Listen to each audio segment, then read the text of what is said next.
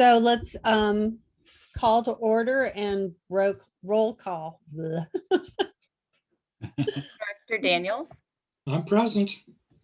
Vice President LaHue, I'm here. Director Jaffe, Director Christensen, You're muted, Carla. Unmute. Now am I unmuted? Yes, Yes. you are. Okay, and President Lather. Sorry, I'm here too. I guess I got slow internet. Thank you.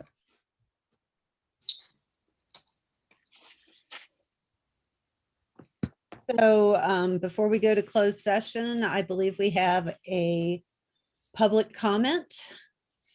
So let's do that. Ms. Steinbrenner?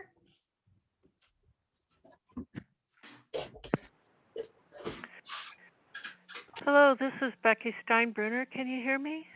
Yes. Thank you. Good evening to you.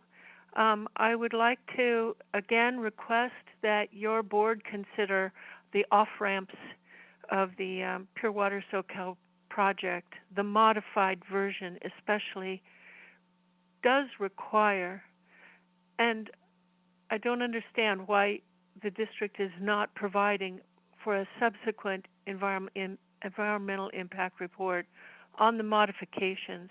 They are substantial. Not only a whole new treatment plant, but the chemical hazards of the effluent that the project would pump over and under water bodies, the increased number of large chemical storage tanks stored near schools, and now relating to item 1.2, near the overcrossing for which the county has initiated eminent domain action. So the noise will be higher now for the overcrossing because the modified project now takes the RO pumps out of a shelter. My understanding is they were enclosed before. Mr. Duncan even said they would be put submersible, whatever we have to do, he said. But now they're above ground under a canopy. 30 There'll seconds. be tanks 25 feet high right next to and very close to the overcrossing. So I'm asking you to please do a subsequent EIR on this project and put it out to public comment. That would stop my legal action that I've just had to file because you've refused to do this. So please, I'm begging with you. I'm willing to come to the table. Please do a subsequent EIR and save your ratepayers some money. I don't want to do this, but these changes are substantial and they're hazardous chemicals. Time's up. Your time is up.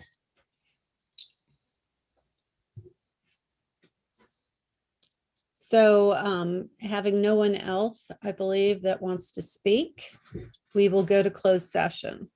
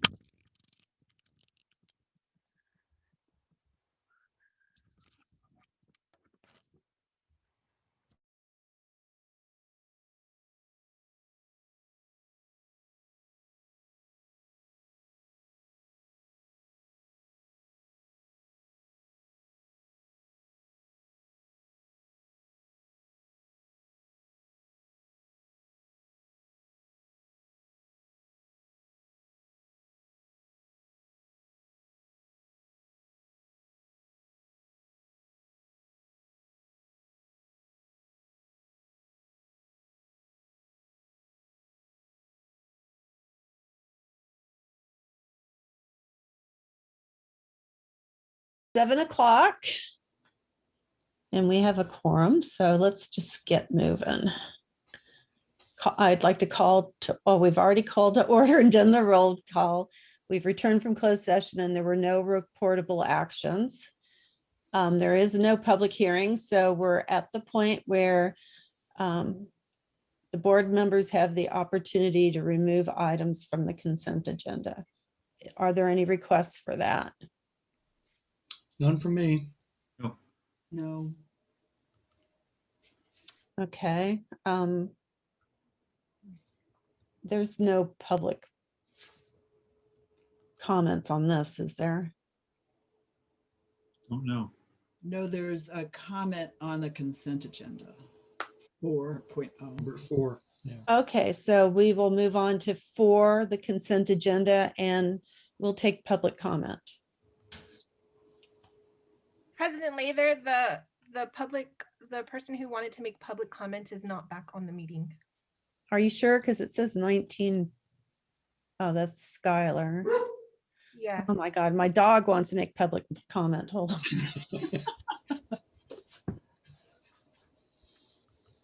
So we just move on. Come on. Okay, so we'll move on. Is Bruce Jaffe here? I am. Yes, he is. Oh, good. Okay, sorry. Okay, so we'll move to the consent agenda. Is there a, I make the motion. thank you. I'll second the motion to. approve. Okay. Roll call. Director Daniels, Yes, please. Vice President LaHue, Yes. Director Jaffe, Yes.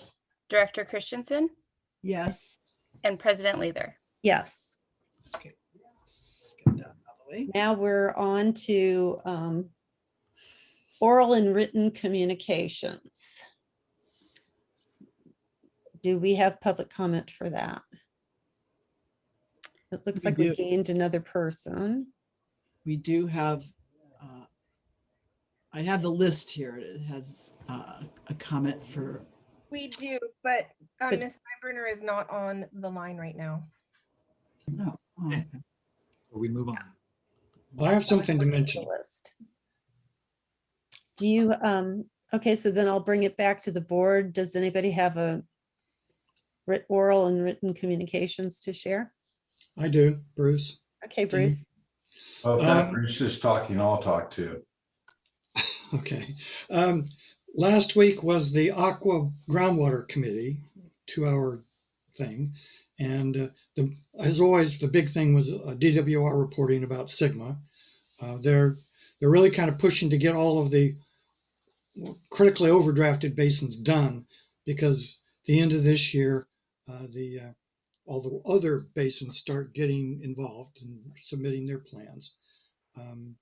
And they haven't done anything yet with the critically overdrafted, but they should be coming along, as they said. And they're adding more support for various agencies. So there's more, they can help drill wells, or the funding is there and so forth. So there's lots of possibilities for things like that. And that's majorly what they talked about. Great. Can I just segue on that real quick? Just that, the MGA meeting is this Thursday night at 7 p.m. That's all. Okay, thank you, Tom. Director Jaffe, did you have something to say? Just very brief. I was curious about in my neighborhood about number of people who knew about Water Smart.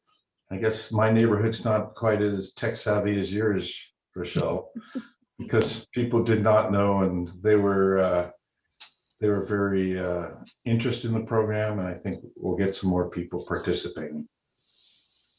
I think it helps when we walk around our neighborhoods and talk to people. Yeah, there's just a lot. I guess the take home is there's still a lot of public outreach that needs to happen. It's a great program, and I look forward also to when we have an app where we can, people can just look at their app and see what's going on, and make it easy for them. So, Director Christensen, did you have something to say? I just wanted to mention about the water reuse conference that we've all been to so many times, and apparently it's going to be starting at the beginning of March from now on. And so here we are. I'm in mid-March and I finally signed on to it. So, but it's still the same program. A lot of familiar names, not faces, are there. So it's actually, I'm looking forward to catching up on what they presented. So. Okay, well, yeah, I don't see that member of the public there, so I guess we can move on to, oh, was there anybody, any staff had anything to say? I better give everybody a chance, right? Okay, so we can move on to reports, and there's no report from district council at this moment. So we're at administrative business. So the first item is to, the board is discuss process for rate evaluations. Is there anybody from the public that had a comment, or do we do that after you give your presentation? Well, I believe the process, if that's what you're asking, President Lather, is Leslie Strom will present, and then any comments from the public after that. Okay. I kind of good, lost it. good evening, everyone. Can you hear me okay? Yep. Yes. So this memo this evening is just very informal, kind of kicking off this rate evaluation process a little bit. This is more of a process-oriented memo talking about, you know, the steps that we'll take, some proposed timelines, et cetera. I'm not asking for you to approve anything by motion. I'm just soliciting feedback. But we all know that the last rate study was performed by Raftellus Financial Consultants and finished in January of 2019. It will take us through 2023. So the next time that we have to consider the adoption of rates will be just prior to the January 2024 season. So I'm thinking when you count back from that, you want some time before the rate takes effect. We don't want to hit the holiday season, that type of thing, that we'll probably be discussing a public hearing sometime in the fall of 2023. So we want to kind of get this process started. We have been through this before. We do solicit the services of a professional rate consultant that helps us with this rate study. They develop a 10-year financial plan for us, and they perform a cost of service analysis to determine how we allocate those costs among the various customer classifications. And then we establish water rates and go through the Prop 218 process. We all know the Prop 218 process just from experience, but that is where we are required to have a public hearing to consider adoption of the rates. We're required to send the notice 45 days in advance of the public hearing. The burden of proof for compliance with those provisions of Prop 218 is on the district. So it's essential that we have a very clear and very well-written document in our rate study. That will be the document of record. That would be what the courts would look at if we were ever challenged. So we've learned from experience that we need to have a very clear and well-written rate study. We've learned a lot of things over the years as we've done rates, and we've gone through the Prop 218 process. We realized that in any rate structure, we can't arbitrarily set the terms. They have to be based on some nexus of cost of service in order to justify the various tiers or the various budget thresholds. We do know that we cannot cross-subsidize by collecting more from one classification of customer than their cost of service. That's the basis for us not being able right now to offer a low-income assistance program, is because we can't subsidize low income ratepayers with the rates collected from other ratepayers. So we realize that all of these constraints are out there that have to be considered when we do a rate evaluation. In the past, we've had the financial plan done by one rate consultant, and then the actual rate study performed by another rate consultant. And we discovered that that methodology did not work very well. It's much more efficient, and you might get a much cleaner document if you have a single rate consultant do the whole thing.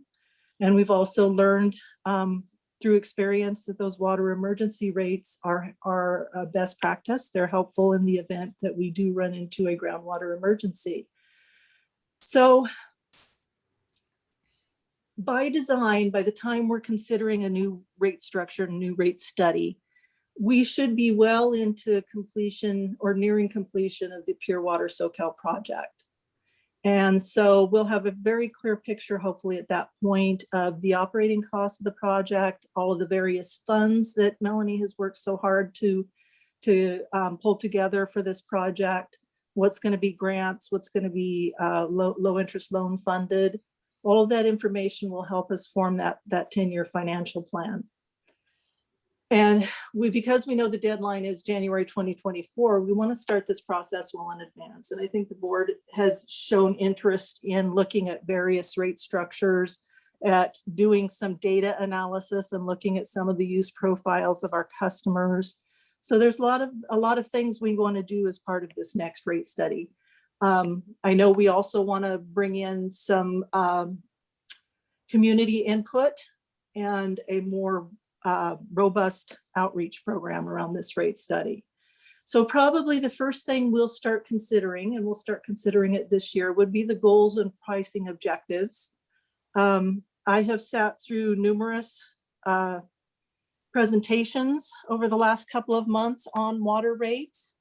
And after the Prop 218 scare and the San Juan Capistrano case and all of that type of thing, the overarching goal of most boards was to consider legality. They were very concerned about not getting challenged on the rates. They wanted to ensure that legality was first and foremost.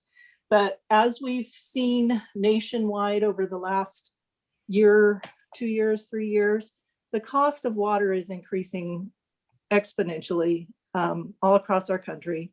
And so affordability has become one of the primary goals of great studies that are being performed now.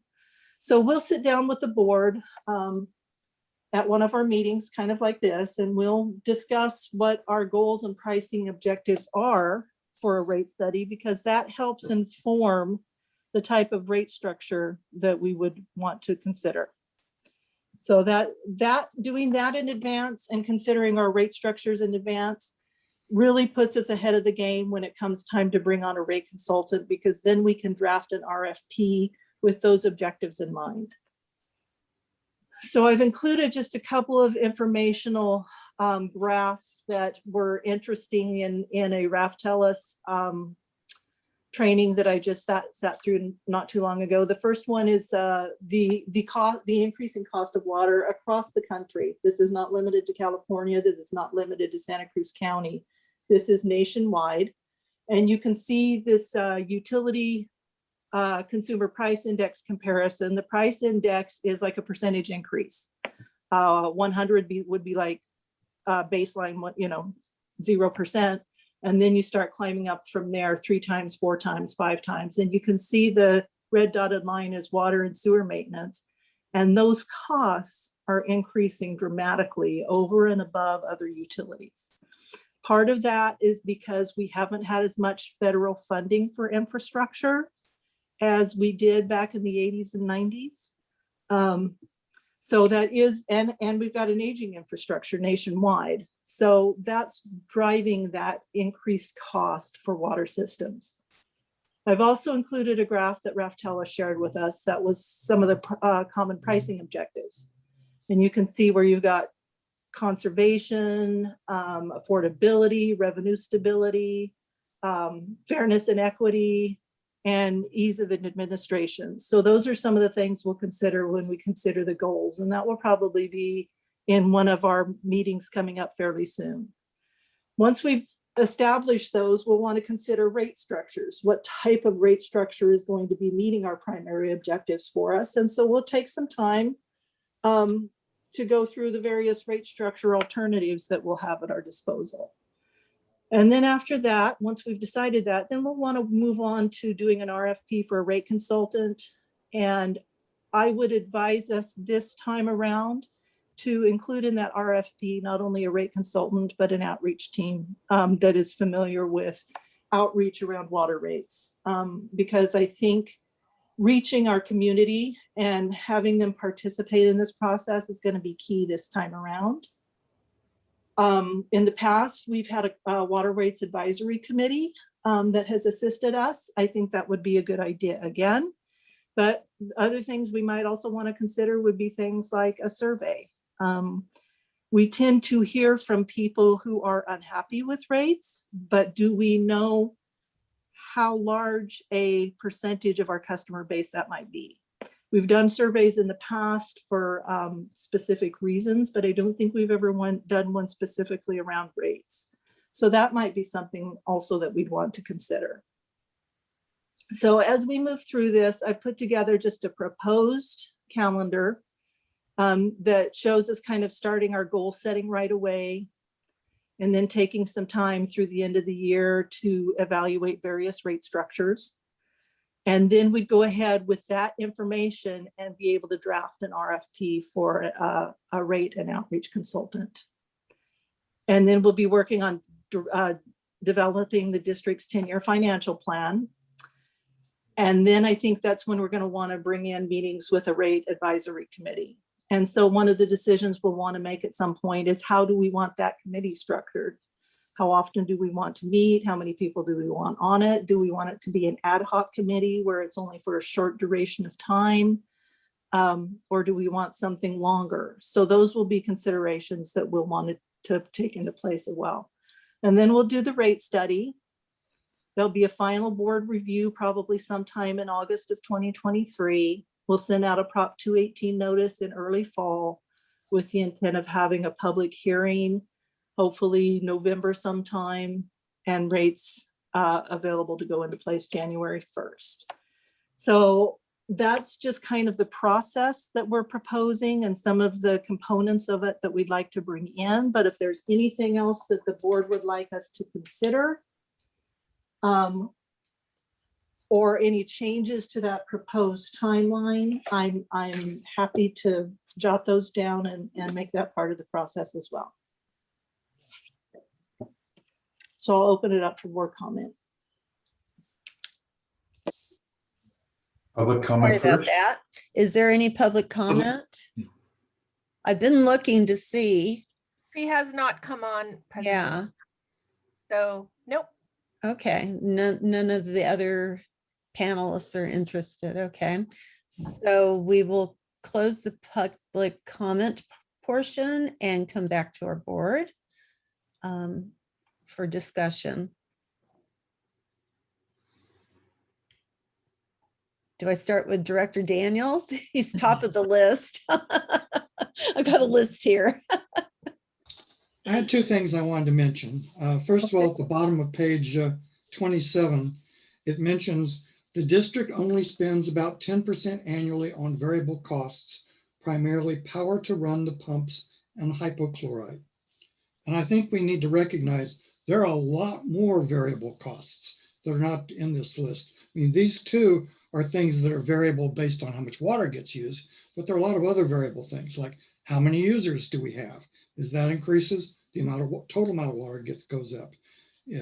We're always having to deal with new quality regulation, water quality regulations, and having to go off and spend millions of dollars trying to deal with those. And that's clearly, a variable. In fact, it's almost unknown. Director Daniels, the definition of variable in rates is supposed to be based on volume use.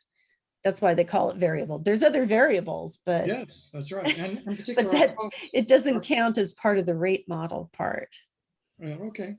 As far as the rate model goes and the timeline there, I would like to see us, I think one of the things we considered last time, but we didn't even know how to do it, was rather than base things on a per household, base things on a per person thing.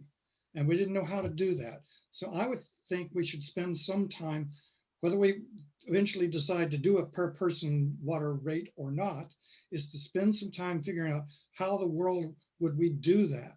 I mean, how do you know how many people are in a household, and how do you keep up with that, with people coming in and out of a household, and those kind of issues. So I think if we spend a little time studying that, that would put us in a better situation if we then decide we do want to do one like that, because I know a lot of our customers have asked us for that. And if we can spend time looking at some of the institutions that have already done that and how they've dealt with those issues, then I think would put us in a better position to decide, up front whether we even want to do that or not. And that would be part of our rate structure evaluation. We would take a look at the various rate structures that are available and look at them in depth and ask ourselves, okay, how would that apply to the district? How has it been implemented by other agencies? What are some of the challenges we would face? And then we need to discuss how many of those particulars would we want customer input on. Mhm. I'm just saying this is a complex one, and maybe we'd be better starting that one early. Well, that one we intend to start this summer. Okay, good.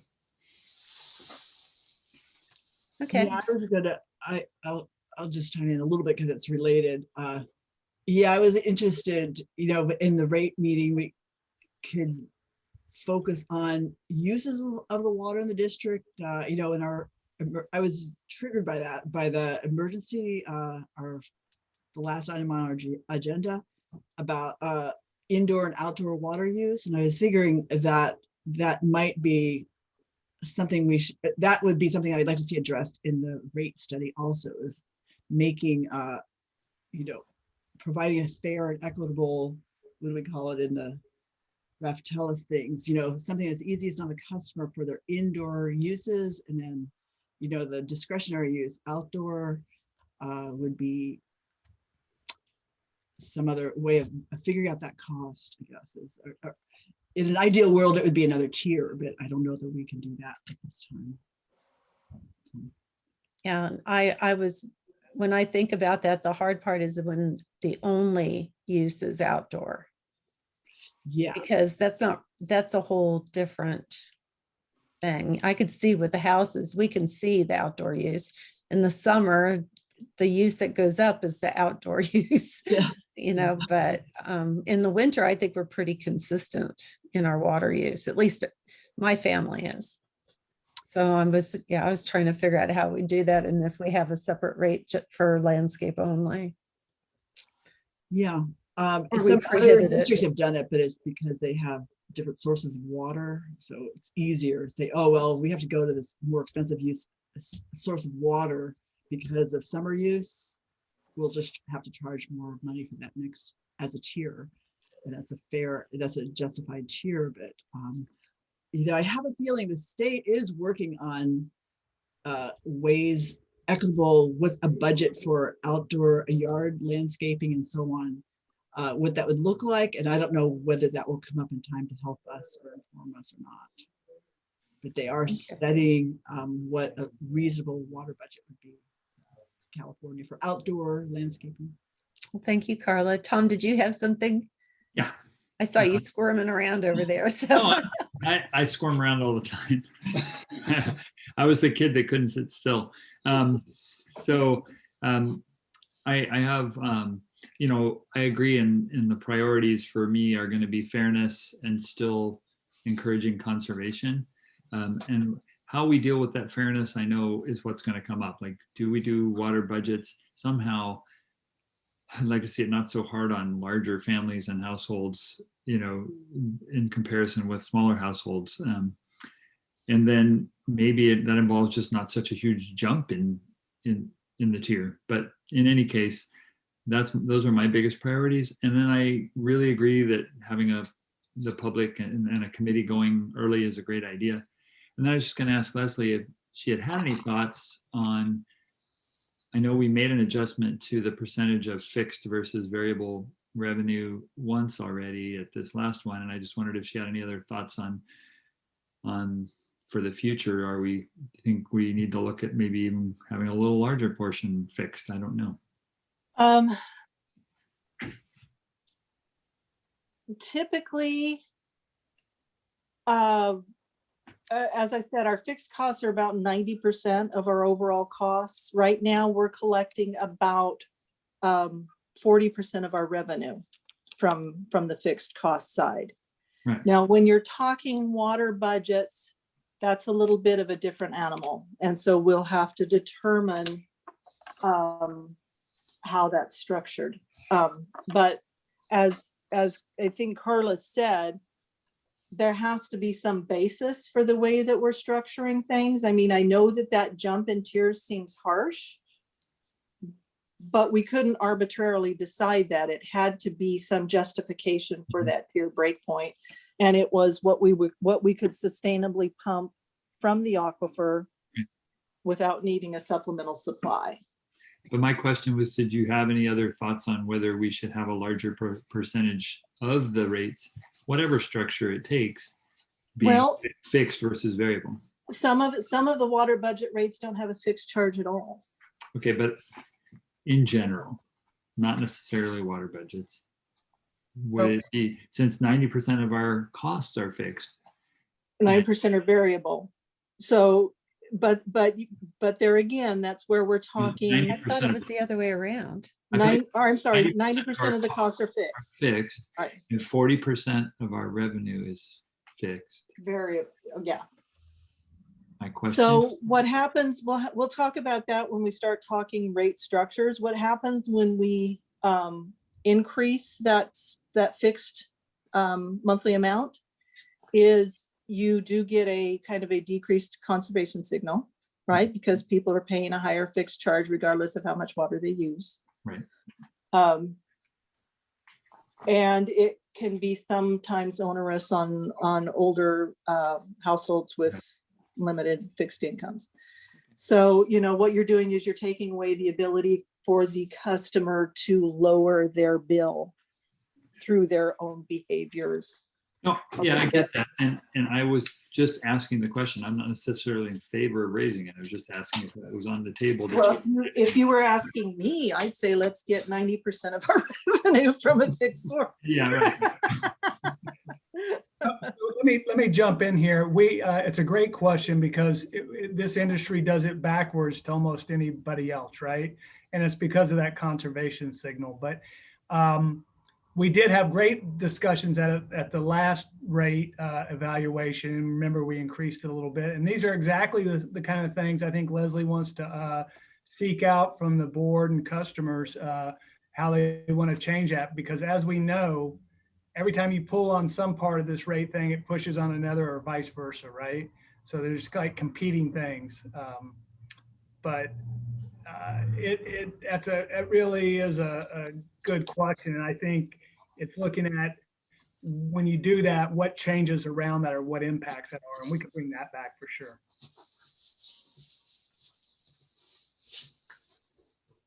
Okay, Bruce, Jaffe, I think I skipped you, didn't I? That's fine. I wouldn't let you totally skip me.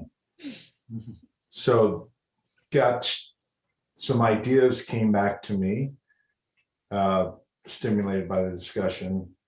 One is Don Hornschmeyer, who was director here for a number of years, used to talk about a continuous rate structure rather than a tiered one, and saying that you don't need to have it tiered. I know for selling purposes and et cetera, it's easier to explain, but I always thought it was an eloquent solution is to have a curve instead of just, tiers, so that there weren't these discontinuities. Mhm. So, Right. So I like that. But let's see, other thoughts. going through the memo, it talks about hiring a firm. This is on page 29 on the second to last paragraph from the bottom.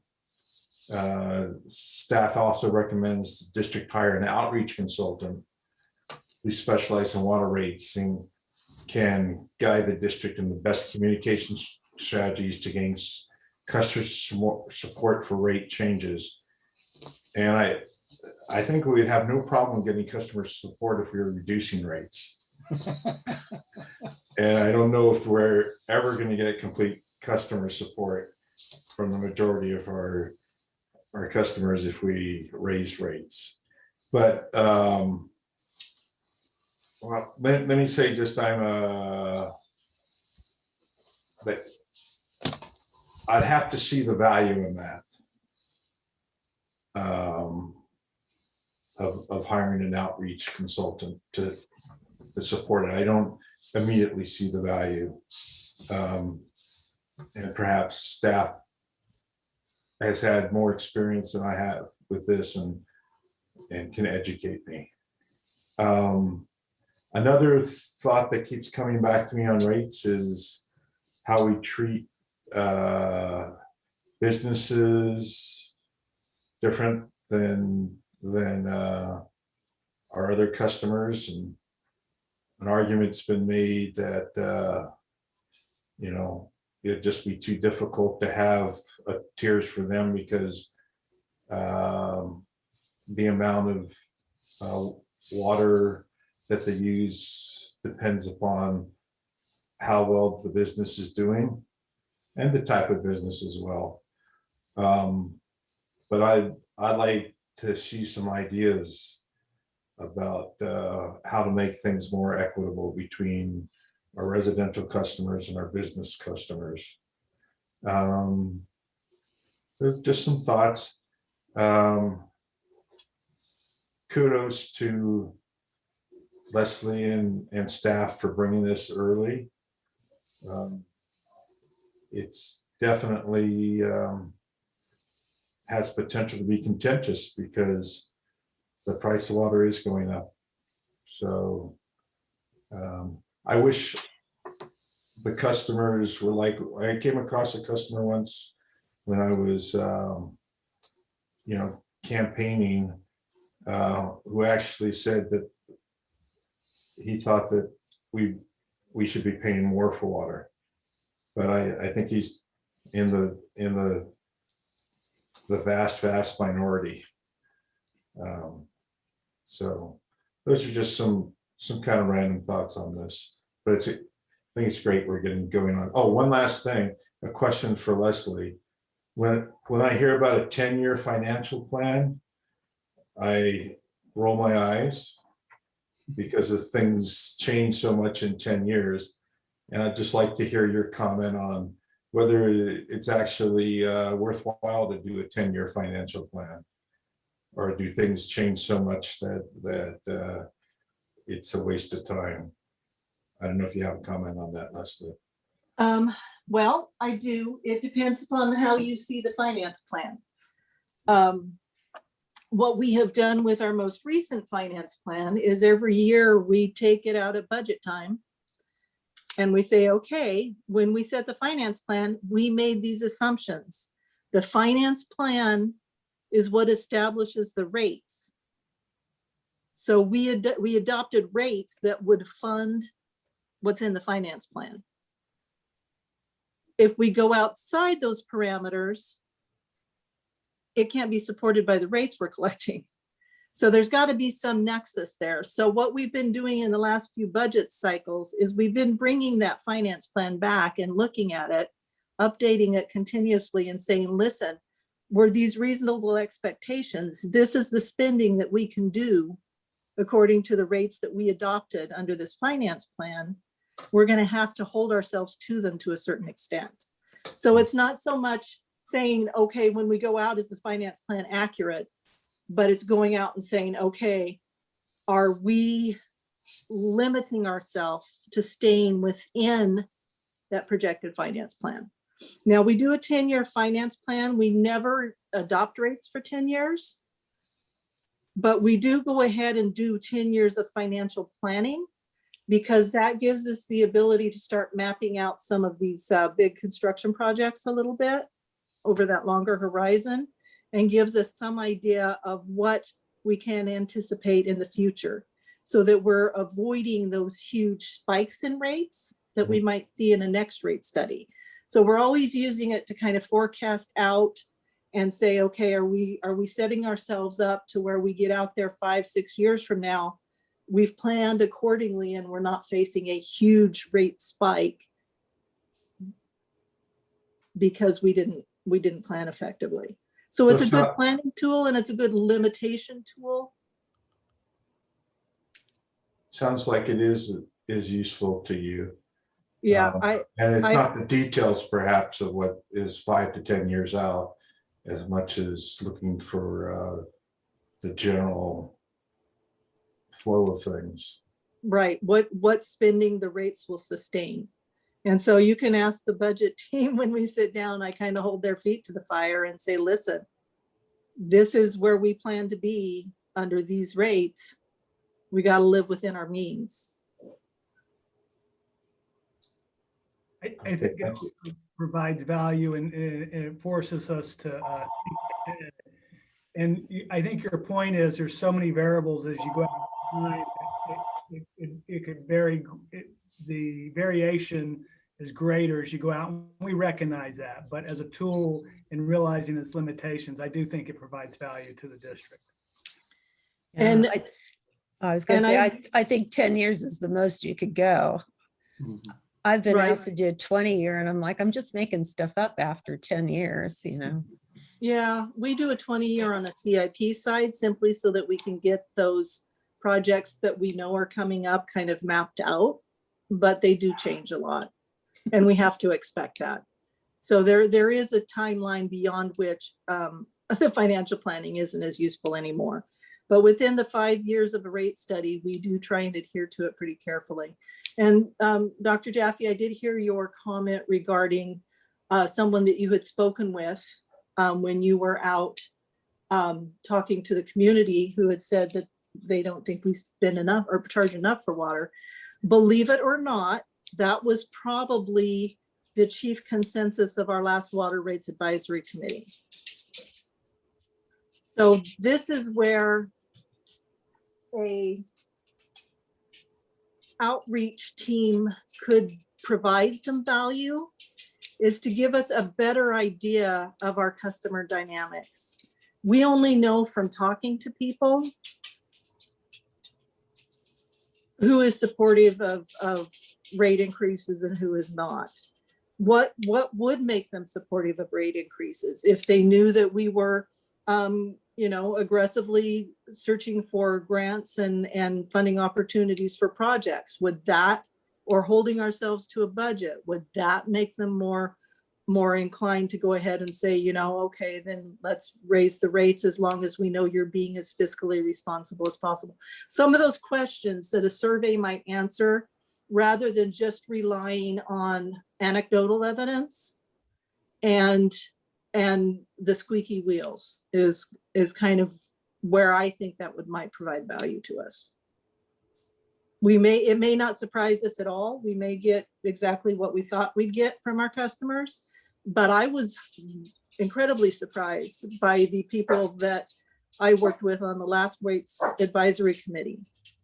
They were very supportive of the rates necessary to solve the community's water problems, and they didn't think that we were charging enough. I'd like to chime in on that, since I was there at the beginning also. And really, they weren't all uniform in that assessment, because that's where an outreach person can really help out too, is doing outreach to explain exactly what goes into water. I think a lot of people think, oh, you just turn on the water, why is it so darned expensive?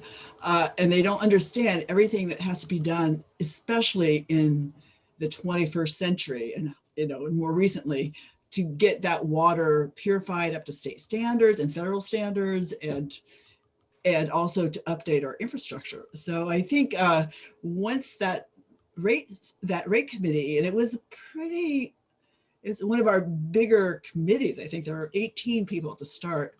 That once they understood that, they realized that it was actually a bargain in a way, and that they weren't being charged enough. Even some of the most adamant people who had come there specifically because they were disputing their water bill with the district. It was just kind of funny how that turnaround happened. So the rate meetings are really good, and they are also good with for letting us and the district know exactly what has to go into explaining what goes into a water rate. So it really is a very important committee. And I think the outreach consultant will be really important too. So. Fortunately, we're not going to decide on that right now. Yes, Bruce? Luckily, yeah. There was some mention before about, variable charging for water use that's for irrigation. And some of you may not be aware, but, our conservation department actually had something like that going for, commercial irrigation stuff. They'd figure out how big the property was, how many square feet, and figured out how much per square foot made sense and how much would be over and how much would be under. And then they worked with all those customers and tell them, well, you're using twice as much as you should, or you're using about what you should. And then they were able to craft their usage and their how they maintained their system to make that happen. And I think that was pretty successful. Because I agree that it doesn't make sense to have a flat rate for irrigation because some people are very good with it and some people are very wasteful for it. And we should have that same kind of program working within our rate structure, not just happen outside. And oh, by the way, for the rate committee, we took everyone who applied. We advertised it and solicited volunteers, and everyone who volunteered was on that rate committee. Yes, it was very rambunctious at times. Lively. Yes, lively for So sure. are there any other comments? Do we move forward with Did you have anything that you wanted to add, motion? President Lather? Oh, I have lots of things, but I understand at this point. I It's was, just process. yeah, I was mostly interested in what the timeline was going to be and how we were going to proceed because, as you know, I have my opinions too about what's fair and what's not fair. And basically everybody has a different version of what's fair, and we just have to do our best to like thread that needle and try to get the most equitable decision. There's, as my dad would say, there's no such thing as fair.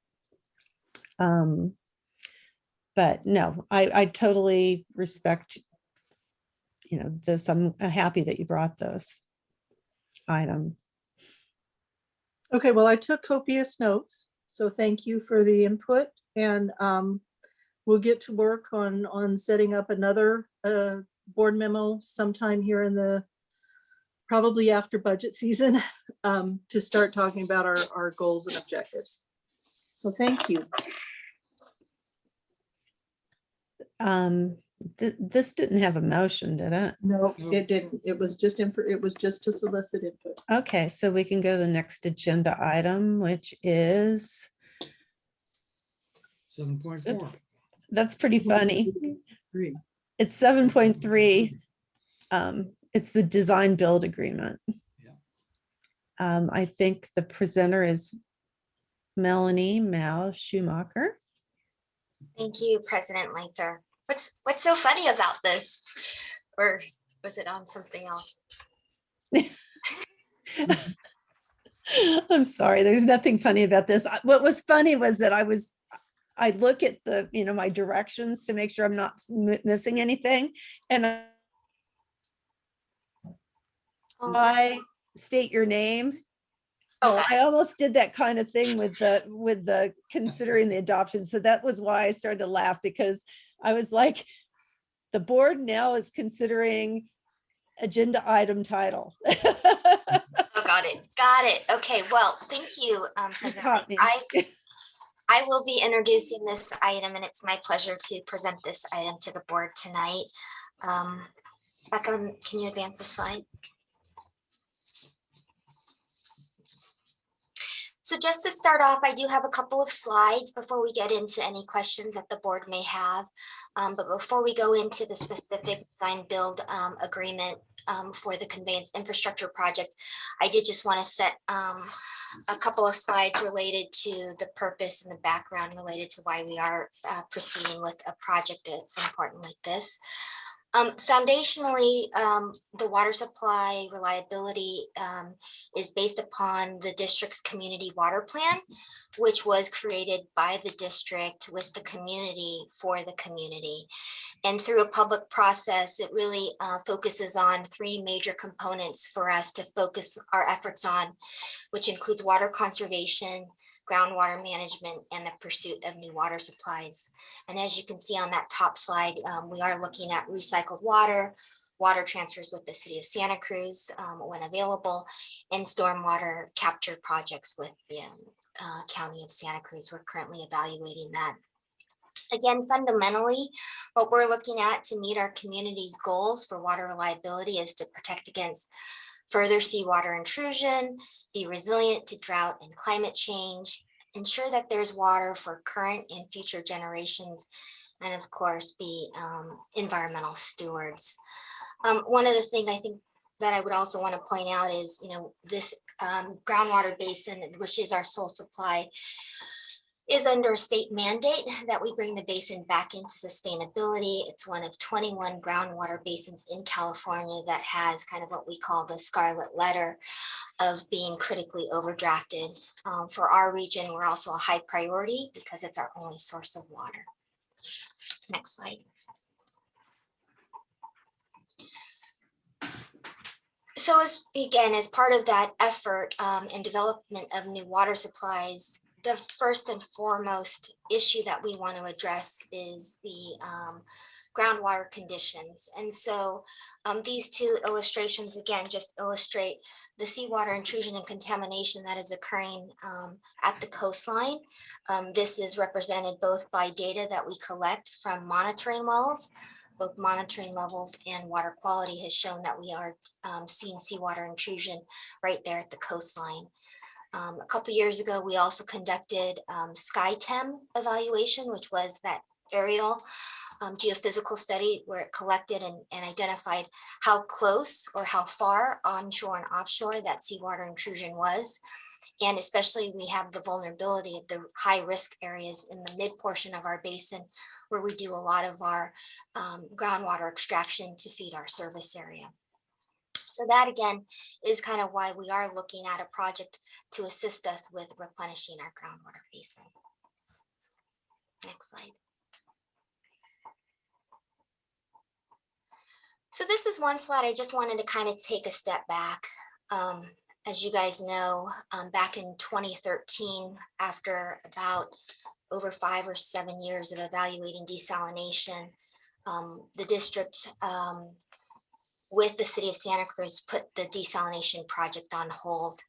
And following that effort, we've over the last 8 years, it doesn't seem that long, and then it does seem like it has been a while for us to go through another process of looking at water supply options for us. And so in 2013, when the desalination project was put on hold, the district did conduct a 13-month public process to reevaluate water supply options.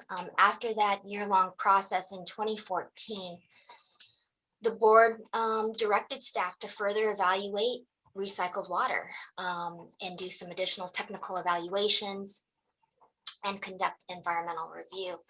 And so this is just a timeline of some of the actions and activities and programs that we've done per your direction and per your guidance. We received some grant funding to conduct technical feasibility. We commissioned an independent panel through the National Water Research Institute to look at water quality. We did conduct a pilot study over at Twin Lakes Church. We also, focus a lot on education and outreach. In 2016 and 2018, we prepared and certified the EIR. And then following that approval in 2018 of Pure Water Soquel as a project, we embarked on further design and permitting. And over the last 3 years, we've also been able to secure some outside funding. We're very proud of the $50 million grant that we received through the state through their Prop 1 groundwater program. We've also received low interest loans through the US EPA. And we're also still pursuing some additional outside funding through federal and state agencies. In July of last year, during COVID, we did quite a bit in terms of the 3 parts of the project. I am wanting to highlight that we did do construction with the seawater intrusion prevention wells. So in July, we started the 2 additional wells that comprise our seawater intrusion prevention well field. Next slide. So again, just to kind of go a little bit deeper into the Pure Water Soquel project. As I mentioned, the Pure Water Soquel program is a recycled water project where we would be capturing secondary effluent from the city of Santa Cruz. We would be treating that to tertiary levels at the city of Santa Cruz wastewater treatment plant for a Title 22 system for them. We'd also then be bringing water over to the advanced water purification facility at the Chanticleer site. And then it does include the 3 seawater intrusion prevention wells. The program we have split into 3 independent capital improvement projects, including the conveyance project, which we're going to be talking about tonight, the treatment projects that I mentioned at the 2 treatment facility sites, and then the 3 seawater intrusion prevention wells. One thing to note here is that the project Pure Water Soquel is a part of and an important integral program within the Groundwater Sustainability Plan. As part of the Sustainable Groundwater Management Act, and when the state mandated that our basin be brought back into sustainability, a groundwater agency was formed here, the Santa Cruz Mid-County Groundwater Agency, and they were required to develop a groundwater sustainability plan. That plan has been submitted to the state, and our project is one of the projects identified. Also, I just wanted to point out that we do work a lot with regional partners, the city of Capitola, the county of Santa Cruz, the city of Santa Cruz, and the RTC. I do have a little typo that says add funding. We're proud of that funding. I mentioned it already, but there's a little typo that's just like. Next slide. The project doesn't just benefit Soquel Creek Water District. It provides multi-benefits and regional basin benefits to our basin. I just attended another virtual meeting this week and heard an agency talk about a critical project. We feel that this Pure Water Soquel project is a critical project for us because of the benefits that it provides, not just to water, but also to the community and as well as the economic. As a reminder, we do present this information frequently, but just in case there are others out on our Zoom meeting today, we did conduct an economic impact study in the last couple of years by Professor Haddad with UCSC, and he did recognize that with implementation of the Pure Water Soquel program, we are seeing about almost $1 billion in economic benefits to our region. Again, some of the other data points from that study include that the Pure Water Soquel project will ensure that jobs are secured here in our area, that there's homes that can be built, that without the project, it's kind of that supply and demand thing where with less water, our water rates would have to go up. And as you guys spent quite a bit of time on the previous item, the water rates and the cost of water is important to our customers. Next slide.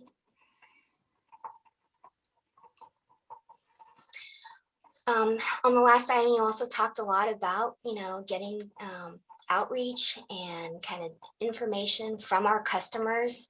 it's one of the great things that I feel as Soquel Creek Water District is, we live and work here, and we want to make sure that we're developing programs and projects and infrastructure that is in alignment with them. And so this survey that we did just last year supports that the district funds infrastructure, that we take strong action now to address our water supply shortages of seawater intrusion, and that with the Pure Water Soquel project, with the technology that would be used at the treatment facilities, three out of four of our customers are very comfortable with Pure Water Soquel.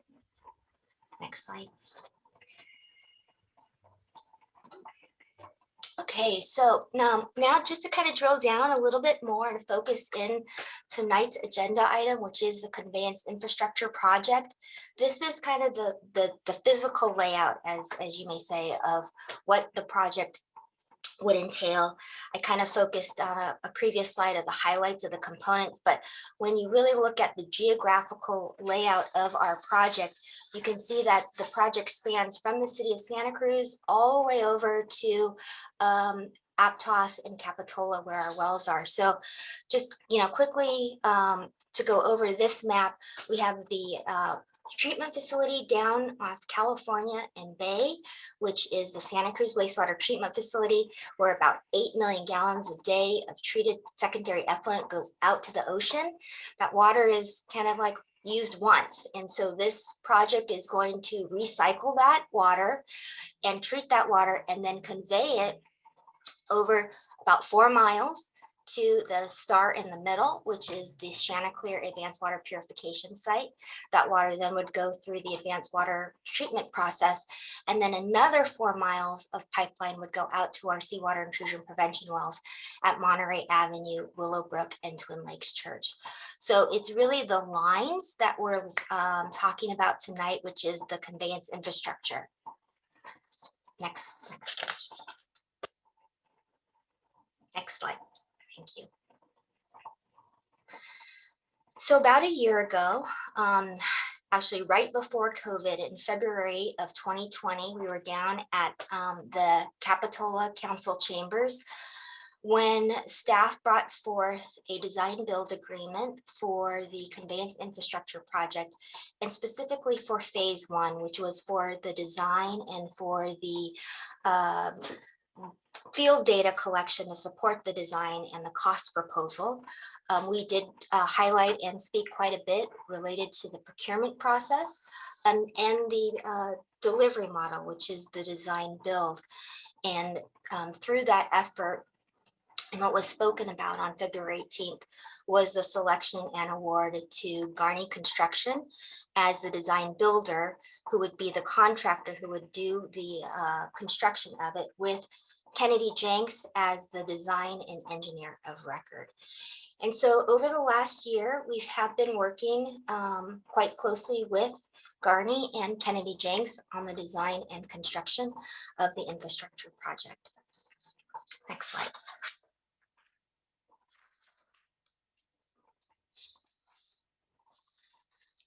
So specifically what we're bringing forth tonight is a design build agreement, which is restated and amended on the phase 2 and phase 3 portions of the project. As I mentioned previously, phase 1 was design. Phase 2 is the construction, startup, and commissioning. And then phase 3 is the warranty. So just to highlight some of the tasks that will be involved in phase 2 and phase 3, obviously it's the construction part of it, but it's also the design and engineering to finish the design for the final completion, making sure that the project is put in to meet both local, state, and all of the requirements for putting the project into construction and in compliance. It's that installation of the 16 inches of the pipeline diameter size of the source water and the appurtenances that will be bringing water from Santa Cruz to the Chanticleer site. It also includes the installation of the 16-inch reverse osmosis concentrate pipeline that would be going from Chanticleer back to the Santa Cruz wastewater treatment plant and out to the outfall. Those two pipelines would be put in a dual trench. And then the purified pipeline is that 14-inch pipeline. It also includes all of the other appurtenances that are required to convey and move that water, including air release valves, gate valves, all of the other things that aren't necessarily pipe related. It also includes the trench backfill, the paving, the micro sealing, and the striping. We're going to be going through these areas, opening up the streets, doing the trench, and then this is all the trench backfill and putting the streets back in working order when our infrastructure is put down in the ground. We also want to make sure, and this is of great importance to Garney, is that the traffic control and the safety in these areas when we're constructing is very rigorous. And so as part of that, we have developed a pretty robust traffic control and public outreach plan. The public outreach assistance that Garney will be doing will be to complement Becca and her efforts. So there has been a lot of effort related to the planning and the development of that outreach. Some of that would include door hangers, a website, postcards, a hotline for people to call if there's any kind of construction noise or dust issues. So we really want to make sure that we're being mindful to the communities as we go through and construct these certain segments of the pipeline. And also then includes that startup and commissioning. Once those pipelines are put in place, they do require testing, both like the hydrostatic pressure, making sure that there's no leaks. And we also want to make sure that the pipelines will be integrated into the other parts of the Pure Water Soquel program, specifically the connection points with the treatment projects, as well as the seawater intrusion prevention wells. And then very similar to our pipeline projects that we do, kind of, which is our bread and butter, most of the contracts, and this one does as well, will have a 2-year warranty. So this is where, if there's any kind of defects or issues that we need to have Garney come back to and fix or remediate, that is also part of the contracting agreement with them. Next slide.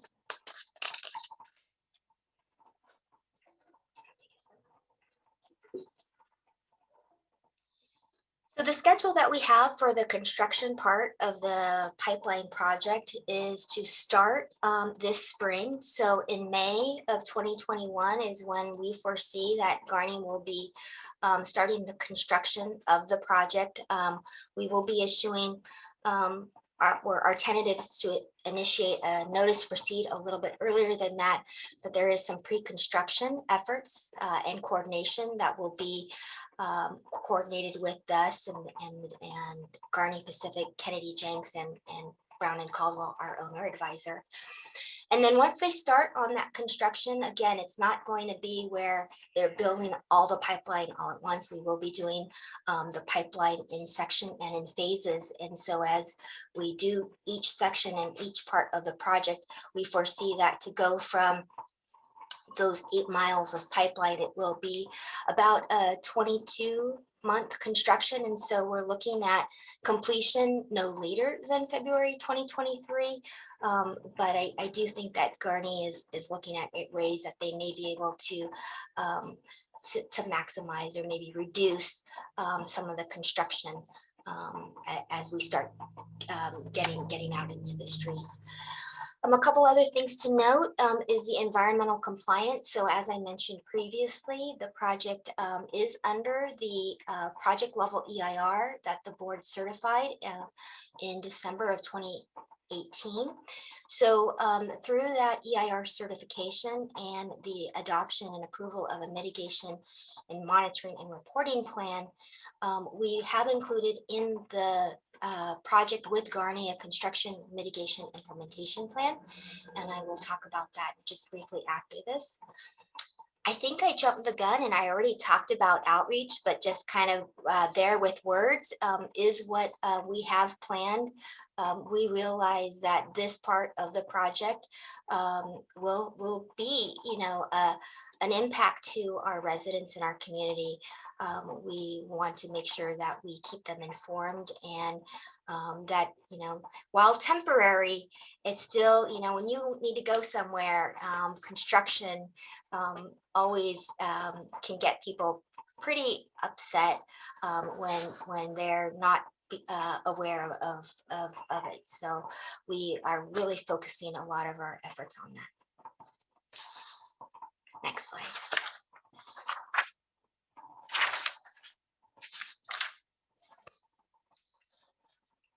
So the budget, fiscal impacts, and funding. This is where I put that funding information when I was doing the slides. The phase 2 and 3 costs, as I mentioned, the construction and the warranty part of the next part of the conveyance project, is estimated and is being proposed to cost $34,562,732. Of that, we have a schedule of values, which is kind of the primary scope items, and that totals about $33.5 million.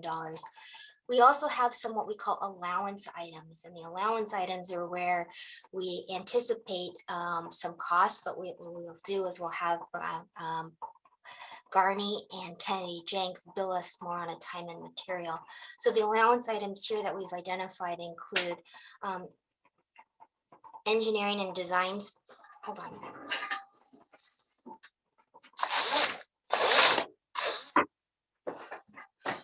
Engineering and design support through Kennedy Jenks.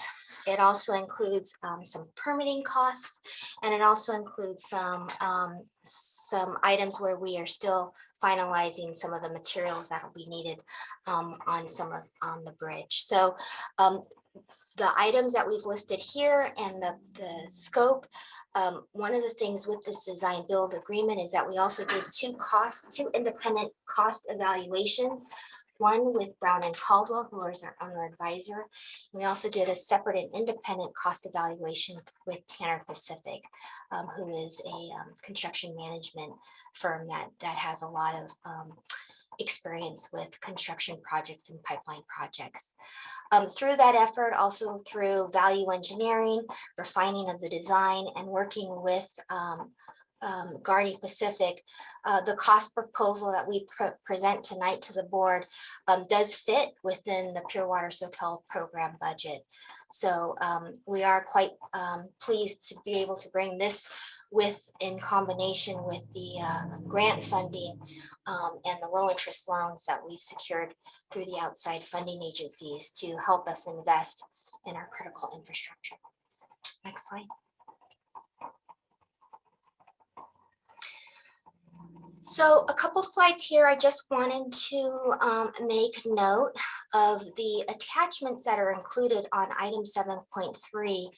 Included two attachments. One was the draft design build amended and restated agreement with Garney Pacific and Soquel Creek Water District. It also included a list and identified all of the other exhibits that will become part of the design build agreement. These were not included in the packet. It is not typical for most agencies to include all of the supplemental information into an agreement, but as part of just better understanding of what goes into the agreement, we did list and show what would be a part of our contract. The next slide I also wanted to show, next slide, is that in the attachment, we had the table of contents that had everything on page 2, and can't have everything on page 2. And I apologize, that was a typo that we've since corrected. But I just wanted to illustrate to you again, these will be the table of content sheets that would be included into the agreement. Next slide.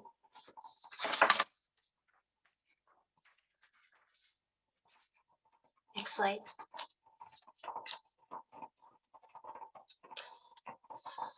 And as one of the items listed in those, the list of the 13 exhibits is the last exhibit, which is Exhibit 13, which is the mitigation and monitoring implementation. And we did list 6 items that would be part of this kind of environmental compliance.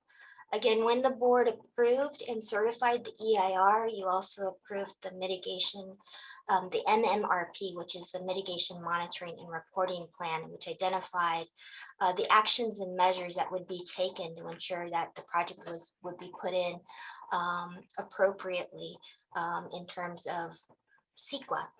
And so as we have gone through and gone forward with ensuring the compliance with that, we have included some of these to be part of the contract with Garney Pacific.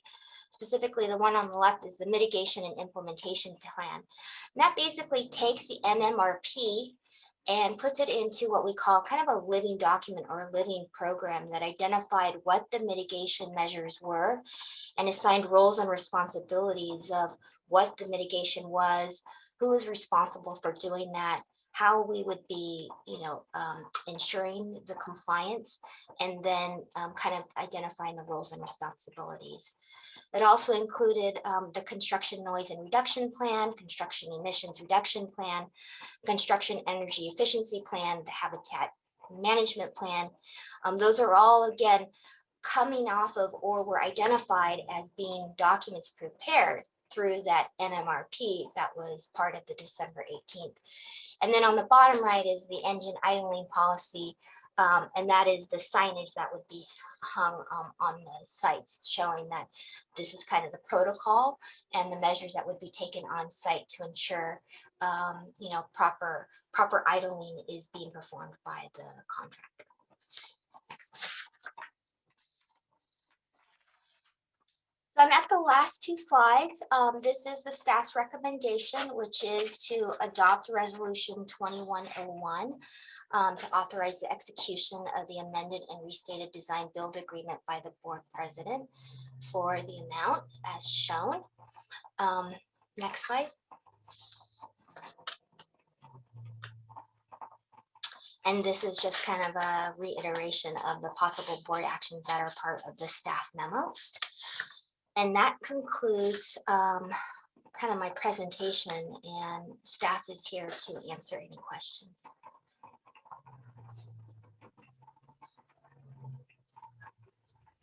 I believe that we have public comment.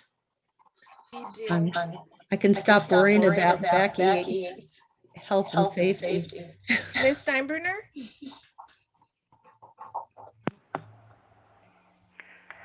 Good evening. This is. Hello? Hi, we can hear you. There's an echo. Please stop the clock. There's an echo. I haven't started the clock. Okay. Can you take care of the echo? I don't know how to help with an echo. I'm not hearing one. I think it may be feedback from someone. Can you guys mute yourself? Hello? Okay, now the echo's gone. Thank you. Can you hear me? Can one of you just say yes? Hello? Yes, and there's no echo now. I think that There's no echo. Okay, great. Thank you very much. My name is Becky Steinbrunner. I want to thank you for this presentation, Ms. Mausch-Schumacher. I really take exception that the exhibit information is typically not included in an agreement. Perhaps not the full documentation, but there must be links where the board and members of the public can find this information. Specifically, I want exhibit number 13, all of those exhibit, and especially the habitat monitoring plan. In the final environmental impact report your board approved in 2018, it simply said that those mitigations would be developed as the project was developed. And by law, your agency must work with the Department of Fish and Wildlife. This is especially important because the conveyance system will be crossing and going under a number of habitats, water bodies. I want to see what is involved with the drilling under the San Lorenzo River. This is especially concerning to me because the effluent that would now be going through it would have levels of chloramine. And if there is a leak in the pipe under the river, chloramine is toxic to all aquatic life. This has to be taken very seriously, and I want to see the information. The public wants to see this information. I want to see how you're going to do the vaults in Mimia de Marta Dog Park that will be closed for 2 years. I want to see where you're going to stage those materials. And I want to see these documents. It's just ludicrous that there are not even any links made to them. Becky, Are they your in time your is up. office? Thank you. Your time is up, Ms. Steinbrenner. Thank you. Are there any other public members wishing to speak? Not on Okay. this Yeah, I don't see any, so let's bring it back to the board. Where is Josh? Josh, did you have anything to say about the President Lather, I just wanted to respond to the commenter's point. Would respectfully disagree. It's very common to have contracts approved in this manner as set forth in the resolution. Those documents are on file with the clerk or incorporated by reference. And then once approved, assuming they're approved by the board tonight, they then will become public records and will be available to Ms. Steinbrenner or anyone else who requests a copy. Thank you. Okay, and I guess I could start with Bruce. Do you have anything? Director Daniels? Oh, you got to unmute yourself. I think this is great. I'm glad to see it happening. We're making real good progress and this critical, important, required. I mean, there is no sustainable groundwater in our district in this area without pure water Soquel. And this is critical to make that happen. And so it's required, absolutely required. And anything else that's been looked at, I mean, the city looked at their proposal and admitted that it was not sustainable. So this is required. And so I'm glad to see that we're finally moving on to that. Thank you. Next is Vice President LaHue. Yeah, just a quick question. I just wanted to make sure I'm clear, and Melanie can probably just clear it up for me. Just the amended, oh gosh, what's this title again? Amended and restated. Amended and restated design build agreement. At this point, is that kind of like having a guaranteed maximum price? Yeah, the original design build agreement that we brought forth in February was supposed to have the framework for when we came back with the construction, we would have done an amendment to it. But as we started to work through the agreement, there was a lot of things that were written in different tenses. And so as we started to go through and kind of develop the agreement for construction, we worked with our attorneys on the agreement and felt that it would probably be best to take that agreement and then restate most of it and then modify it. But yes, it does include the guaranteed price for the project as part of that contract. But I would say that one of the things I did want to reiterate though is that from the commercial terms or the contractual terms, most of those did not change at all from the previous version. Okay, thank you. Okay, so next is Director Jaffe, unless you don't want to speak. No, I think the staff has gone above and beyond what I would expect them to do to make sure that our customers are getting a good deal on this. I mean, verifying it with two independent groups to that this was a fair price, I think is part of it. And correct me if I'm wrong, Melanie, but the phase one came in at about the price that they said it would. I see you nodding, so. Yeah, sometimes I forget if I'm on mute. Yes, Garney, Pacific, and Kennedy Jenks are coming in actually slightly lower. They are coming in lower than what was anticipated for phase one. Okay, and the other piece of information is that they're not raising their rates more than, you know, what would be expected with CIP, et cetera. And that's true as well. Yes, the personnel rates do include a kind of escalation for inflation, but it is kind of very typical of what we see with consultants and with other contractors. Yeah, I know this has been you've put a lot of time into this, as others have, and I want to thank you for hammering out a good agreement for our customers. That's all I have. Thank you. Director Christensen? Yeah, I just had one quick question. I'm really aware of how much work has gone in up front to ensure that the costs stay predictable and affordable too. I mean, it's just been, I recognize it's been a huge amount of work, but I was just wondering your feeling about the number of change orders that might have. Do you think this process has been good for limiting the need for change orders in the future? I mean, that's a fact of life of large construction projects. But how do you feel about that? Yeah, that's a good question. We actually have a representative from Garney here, just in case there were some questions that we couldn't answer. And I think that might be one where Mr. Williams, who is here from Garney, could maybe provide some insight on that. Melanie, one of the benefits of this particular delivery method is it's statistically proven that it has a much lower change order percentage.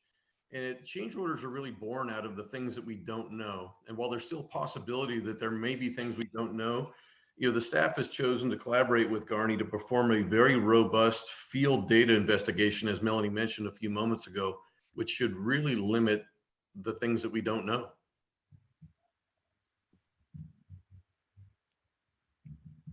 Thank you, Mr. Williams. This is Ron Duncan. Yeah, Carla, on a higher level, I think part of the description around this approach, design build versus a traditional design, then bid it out and build it, is that you would have less change orders. So, and as Mr. Williams said, the statistics seem to indicate that too. Thank you. I think I'm really glad to see that this has been on schedule, and I really am grateful for the amount of work to just bring this in on the budget that the district needed to keep it affordable. It's really great. Thank you, Director Christensen. As part of the responsibilities, who does get the permits? Is that Garney? Because it's part of the design build project, right?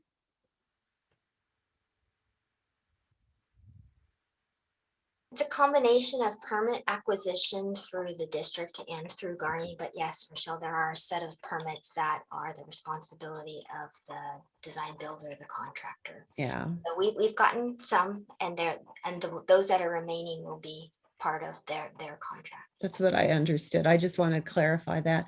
The other thing is I actually had a project, directional drilling under the San Lorenzo River with raw sewage, and it went really well. And, it's something that's done a lot, not on the San Lorenzo River, but under a lot of rivers. And there are a lot of rules and regulations as part of the permitting that have to be followed and to do it because the soil conditions are so good. We'll have to do a tour. Yeah, I would like to actually thank staff as well, because I know they've spent a lot of hours working on making this happen. And I know that we're all wanting it to get done as soon as we can. And to have this being, getting going and on schedule, I just really appreciate all that work. And I also, I don't know if there was more discussion, but I'd like to propose the motion to adopt the resolution 2101. Thank you. Is there a second? Second. Great. There's a motion and a second. Which includes all the A, B, and C under that. All three parts. Yeah. All three parts. Okay. Okay, roll call. Director Daniels, Yes, please. Vice President LaHue, Yes. Director Jaffe. I think you're on mute. No, I'm not. It's a lot of money, but we need to do it. Yes. Director Christensen Yes. and President Lather. Yes. Okay, so we can move on to the next item, if I can get it right. That's item 7.4. Feedback on groundwater-based trigger conditions to be used in the water shortage. Contingency plan update. You're giving me a mouthful. I know there's so many acronyms. I'll take this item. I'm Shelley Flock. I'm the Conservation Customer Service Field Manager, and I also have the district's hydrologist, Cameron Tana, with Montgomery and Associates online tonight. That's going to be giving a presentation. I want to start with just a really quick intro. As you know, we've been working on the key components of the 2020 Urban Water Management Plan, and that plan's due on July 1st of 2021. Late last year, we completed the 20-year demand projections, and now we've moved on to the water shortage contingency plan, which the function of that plan is to ensure that we have adequate water supply in the event of water supply shortages. Our current water shortage contingency plan, that's in our 2015 or Urban Water Management Plan, has 3 trigger conditions that we use to determine whether we have a shortage stage and the level of that curtailment needed to get us through the shortage. Those include the production shortfall. Those are typically short-term related shortages due to power outages, wildfire, earthquakes, things like that. We also have a couple more longer-term triggers, and that would be the rainfall and recharge trigger, as well as the current presence of a groundwater emergency. And so we're really talking about in this next update only changing the groundwater based trigger condition, and that's what we're going to be presenting tonight and asking for board feedback on. So keeping the production shortfalls, and as the board directed at the last board meeting, keeping our existing rainfall and recharge trigger condition. So again, tonight is to present on and seek direction from the board on the proposed expansion of our current groundwater emergency trigger.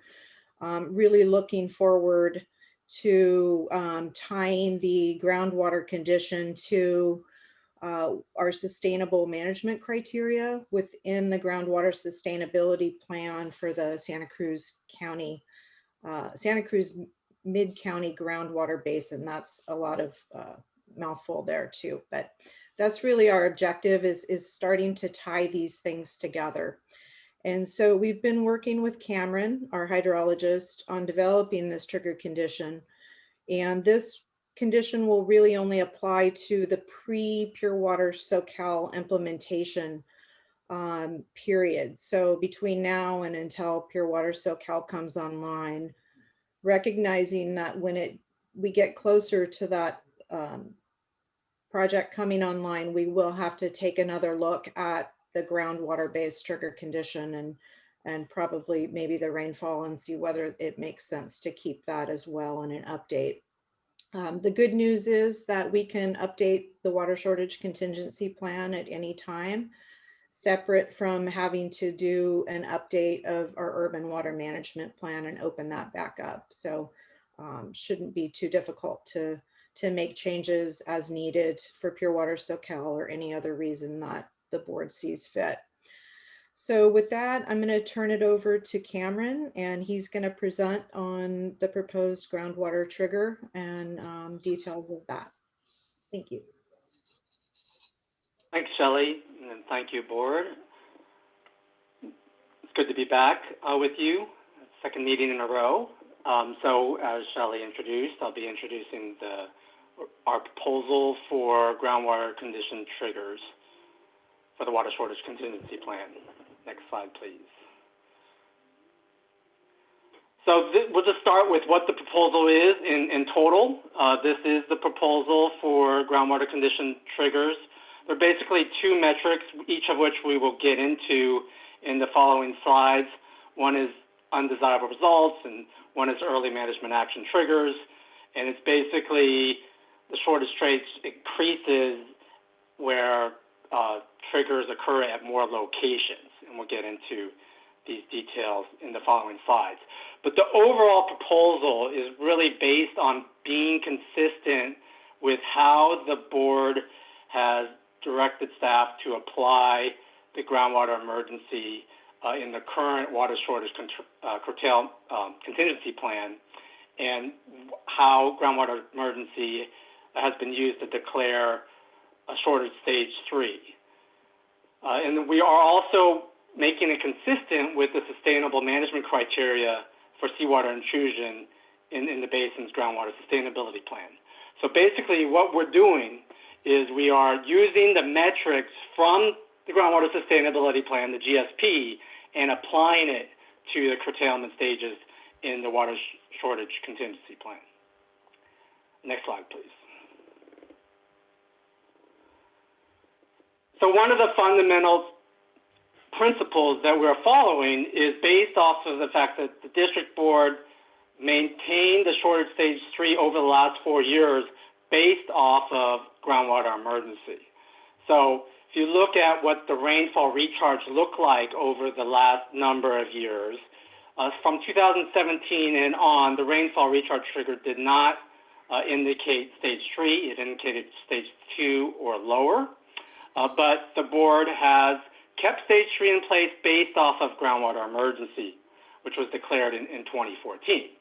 And the groundwater emergency is based off of the conditions in the basin of overdraft due to seawater intrusion. And the GSP is consistent with that in that it defines critical overdraft based on undesirable results for seawater intrusion.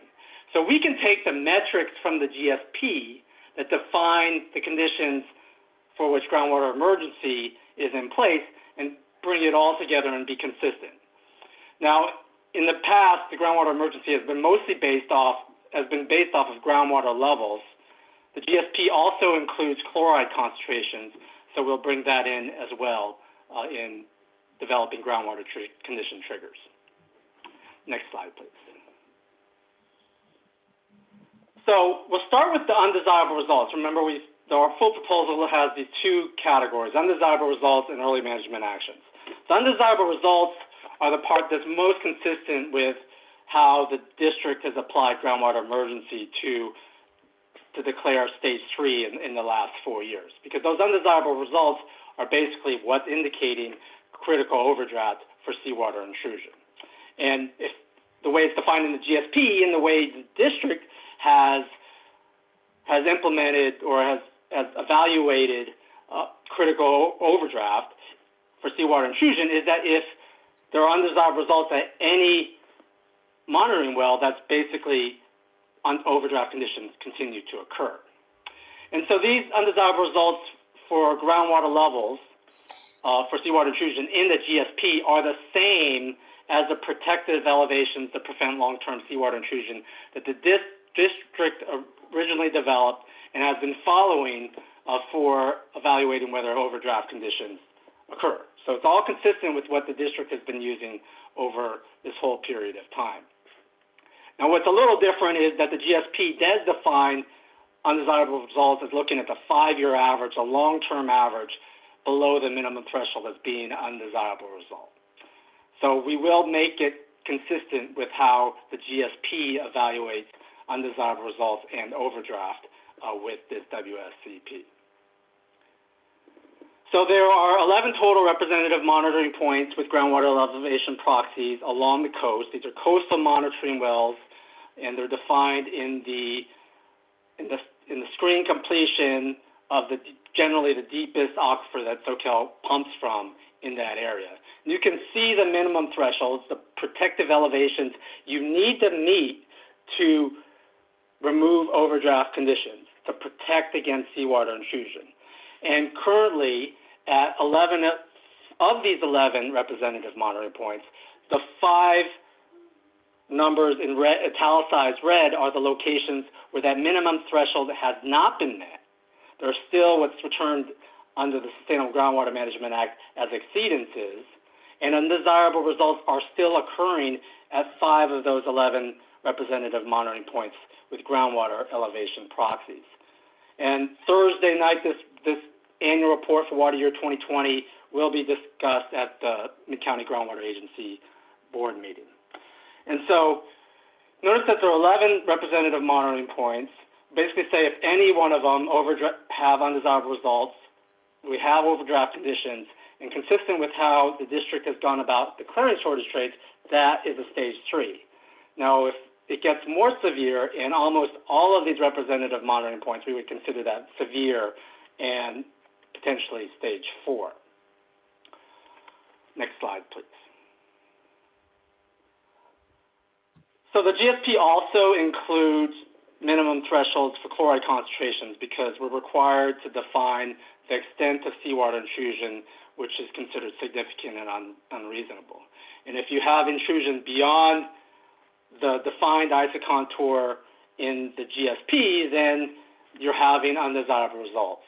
And that's basically defined as exceeding chloride concentrations in a number of wells with different minimum thresholds. And they're defined as 250 in coastal wells that haven't been intruded yet, and 150 milligrams per liter chloride in inland wells. Now, where intrusion has already occurred, the minimum threshold, the chloride concentration you do not want to exceed is the maximum of the concentration observed from 2013 to 2017.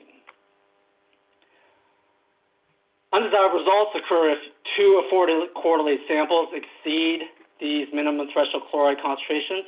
In 2020, there were 2 wells with this undesirable result with exceedances in 2 out of 4 quarterly samples in SCA2 and SCA5, see circled there.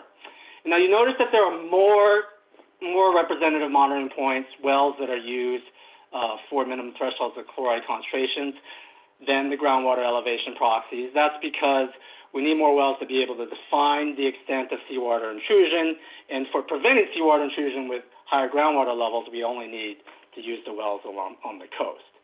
So there are more here, and that's where we potentially look at the more severe shortage stages.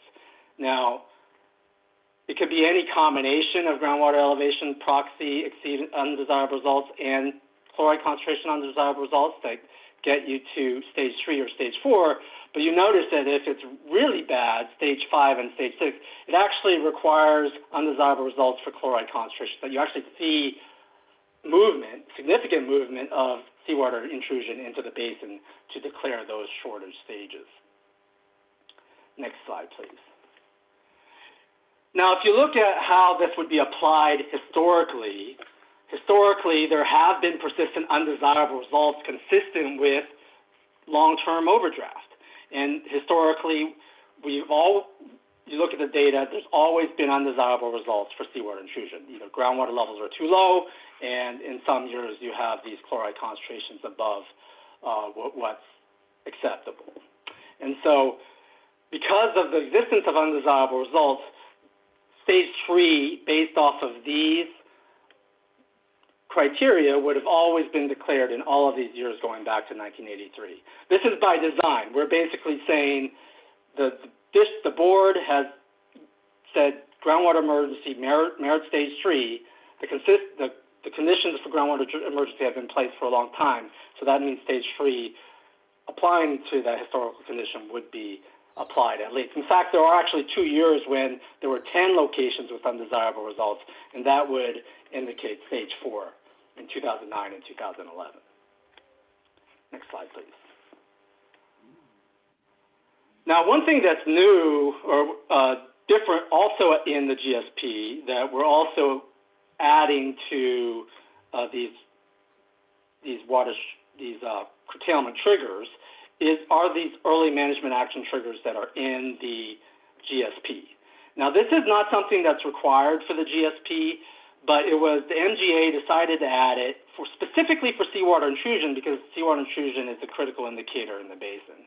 And if you recall, the definition of undesirable results defining long-term sustainability was based off of long-term averages exceeding the maximum chloride concentration. And the MGA wanted to make sure that there was action taken before those conditions occurred.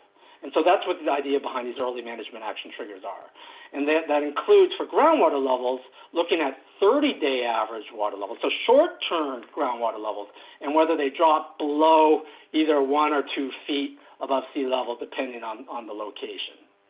And so here is where if you did remove undesirable results, the long-term conditions of overdraft, you could potentially still declare a shortage stage 1 alert 2 warning based off of early management action triggers, these short-term groundwater levels dropping below these levels.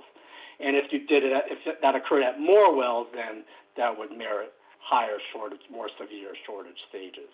And again, these are the same locations as the groundwater elevation proxies with minimum thresholds, so there are just 11. So just based off of groundwater levels, you could get as severe as stage 4. As we will see in the next slide, you need triggers with high chloride concentrations to have more severe stage. And so getting to, yes, we can go to the next slide, thank you.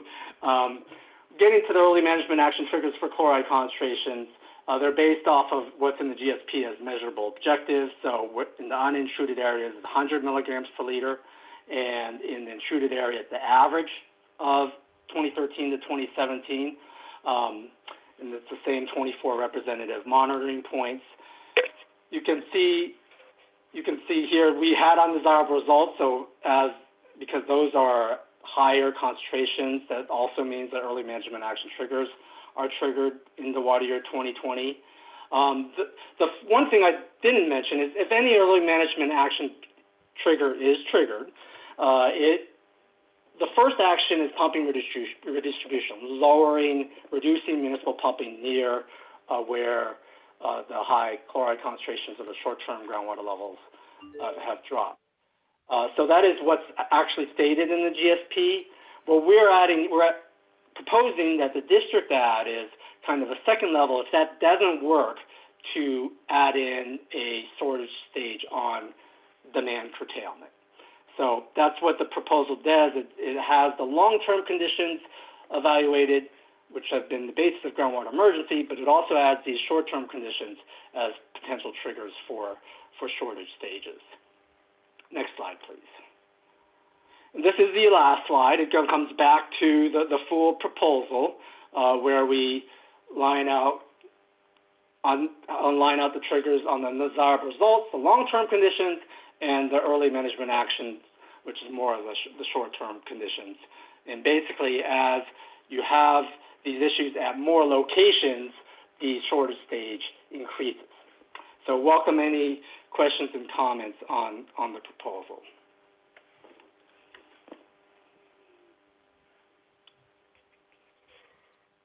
Thank you, Cameron. Sorry, I double mute myself. Okay, so I see that we have the 2 minutes up there. So we have a comment from the public. Ms. Steinbrunner.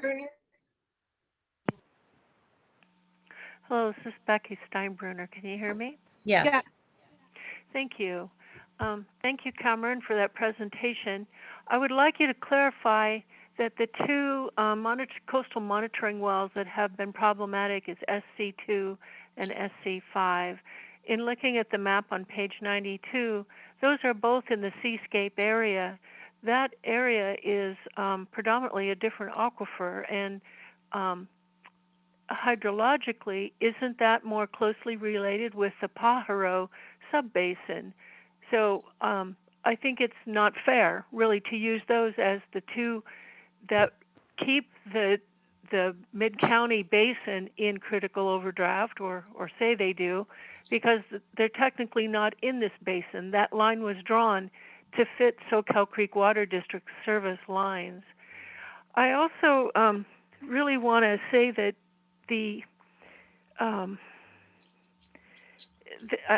I know that we're trying to fit it in with the GSP, but I think that it is a little bit unreasonable to say if just one well has problems, that declares us all in critical groundwater overdraft.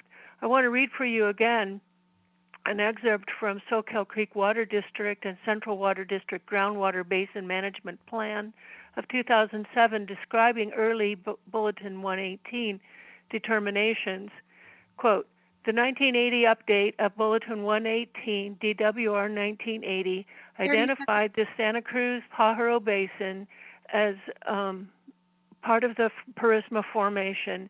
It was classified as critical groundwater overdraft due to the request of the City of Santa Cruz and a supervisor of Santa Cruz County. It also cited in 1992 update that the Soquel area was not subject to critical conditions of overdraft. This finding was primarily based on the groundwater management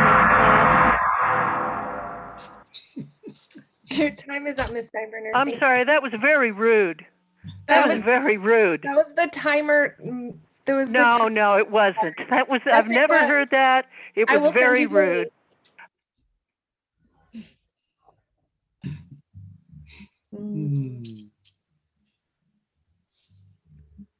Okay. So I think maybe I would like Cameron to explain to me about the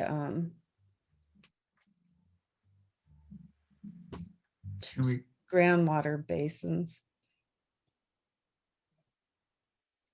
Or is that too complicated? I can explain about the groundwater basin, but I guess how long do you want me to Yeah. take? The basin is been designated in critical overdraft. That has been reconfirmed by DWR. Within the most recent Bulletin 118. That is why the Mid-County Groundwater Agency needed to submit its groundwater sustainability plan by 2020, which it did in January of last year, and needs to achieve sustainability by 2040. And that the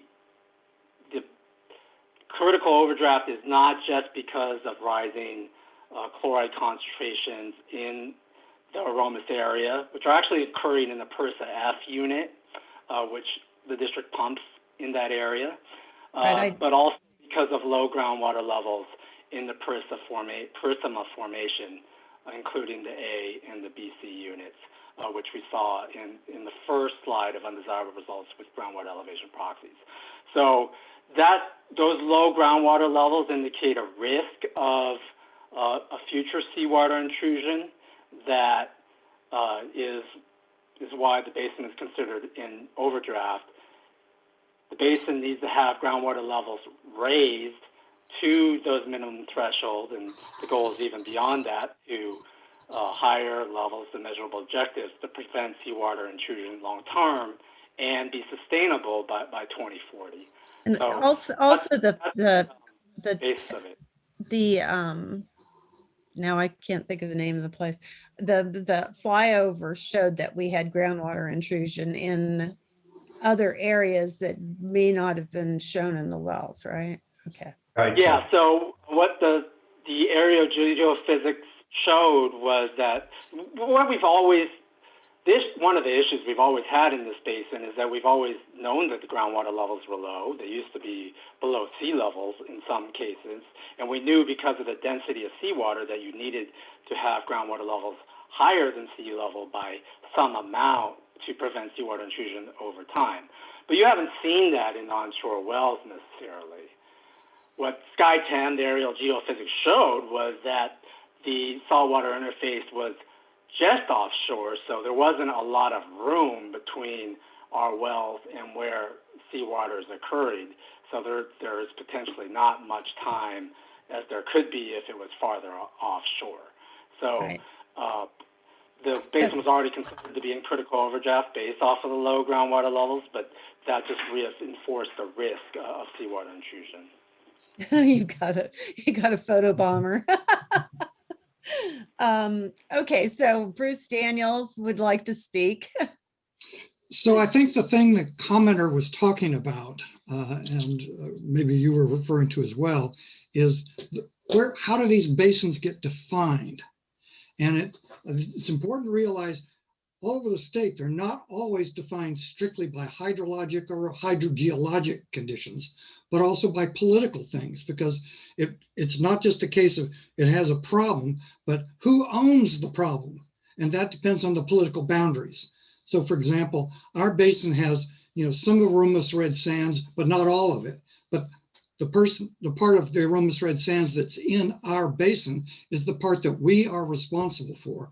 And the part outside our basin is part that, other agencies are responsible for, and only they can deal with those problems in their portion of that.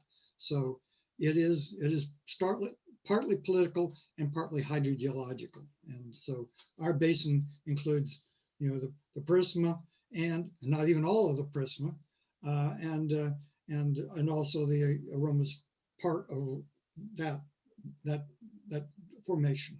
And it's not that simplistic. You don't have one formation and all of a sudden just like a big old wall goes in there and all of a sudden you're in another one. They overlap. In fact, all over the place, the Aromas Red Sands is lying on top of the Prisma. And, even down in Watsonville, you've got both of those formations there. The top is, of course, the Aromas Red Sands, and the Prisma is way deeper than that. But still, both of them are there. Yeah, so it's not like 0 or 1. No, it's complicated. Okay. So Tom had something to say.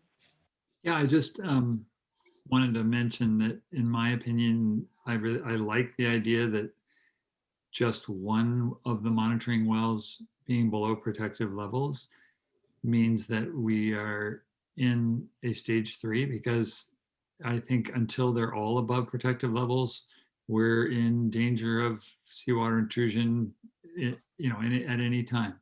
Right. So I like that idea. I wanted to be sure I'm clear between the triggers and the stages. So it looks like any one well or a monitoring point could be for chloride or for elevations. Any one that is an undesirable result would initiate the first level of, third stage, but it would trigger some actions because it was at the top level of the actions. Is that correct?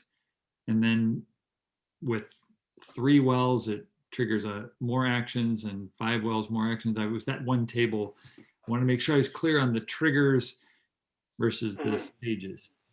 Becca, could you bring back the last slide of Cameron's presentation, please? Thank you.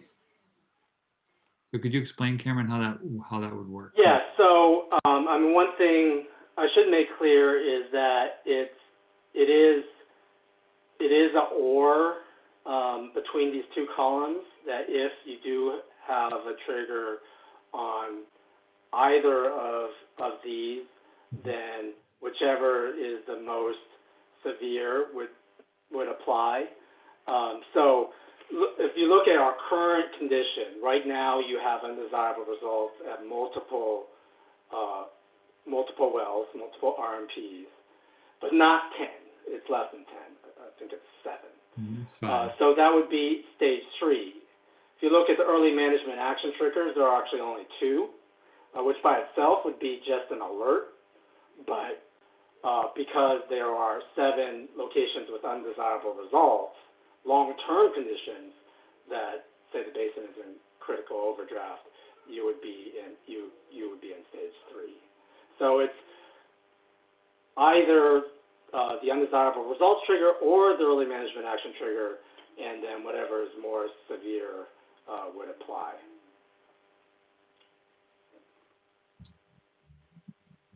Can I comment on this? It's your turn. I've got other things as well. First of all, thanks for laying this out, Cameron. To me, we've already started management actions by pure source, going there. And we don't have 7 triggers at the representative monitoring points. So we're not really acting according to this table. Do you have a comment on that? I mean, I think you are acting on the according to the table, in that the long-term conditions are driving the current situation. We did want to be consistent with all the metrics in the GSP. In the case that short-term conditions, like they're represented by the early management action triggers, became more applicable. I don't see that happening. If I had to predict, in the time when this would be used before Pure Water Soquel comes online, I think the long-term conditions are going to override everything. But it is a way to bring in the metrics, all the metrics from the GSP, and address the possibility that you do somehow remove undesirable results, however that is. So undesirable result is a groundwater level or a high chloride concentration? Yes, it is. And then the early management action triggers, those you're saying are short term? Yeah, so the short-term groundwater levels, and then they are lower chloride concentrations observed over the year than they are for undesirable results. So it's more, our chloride concentration is rising, and does this indicate that it might rise to the higher chloride concentration used as a minimum threshold to define undesirable results? Yeah. To me, I sure don't hope we ever get to severe critical or supercritical. I mean, I can't even imagine what our basin would be like if there's 20 representative monitoring points with problems. I mean, that's pretty much Armageddon right there. And so I'm wondering, are we putting our triggers too high? Should we, I mean, how did you decide that? Isn't 10 undesirable results or early management action triggers something that would be critical or super critical or severe, instead of just being severe? Or I mean, I get that you're trying to get a gradation, but I don't know how you assigned these numbers. Yeah, certainly these numbers, I think at the direction at the board, could be changed, but the reason behind first the 10 for severe is that looking historically, the number of undesirable results have mostly been between 5 and 9. Okay. And so the board has been hesitant to go to stage 4. There was a year when the rainfall trigger indicated stage 4, and the board kept it at stage 3. So we did want to be consistent with that, with a pretty high threshold to go to stage 4. And the other reason why we use 10 is that that's almost as many representative monitoring points that are used for groundwater elevation proxies. So it could be just based off of groundwater elevations without actual movement of seawater intrusion that triggered the severe. But to go to those even more critical stages 5 and 6, you actually had to see rising chloride concentration, inward moving of seawater intrusion. And that's where we go to the 15 and 20. It is a high threshold, and it was set to be consistent with past practice. What we did, yeah. Could you put up figure 2? That's the one with required, Bruce, can I just add that we are required under the urban water management plan requirements this cycle to add 6 stages. Okay. And so that's, there's. Because we only had 5, right? Yeah, we only had 5 before, and now we have to have a 6th. So as crazy as it seems that we could ever go into super critical and have to curtail more than 50%, greater than 50%, it's pretty scary, but it's a regulatory requirement. Okay, but maybe I can understand things more if we put up what's figure 2. It's the one that shows the history of the number of triggers, like from the 80s. What slide is that?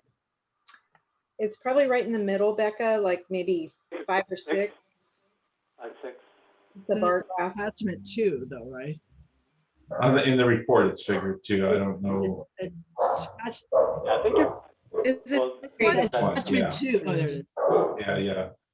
I just wanted you to talk more about that and what's causing this, because it's really interesting, the shape of it, and there is it looks like things are getting better from that 2000 looks like it was yeah so there's a 2 out of 3 years where it actually had 10 locations with undesirable results, which under our structure would be stage 4, and things have improved since then.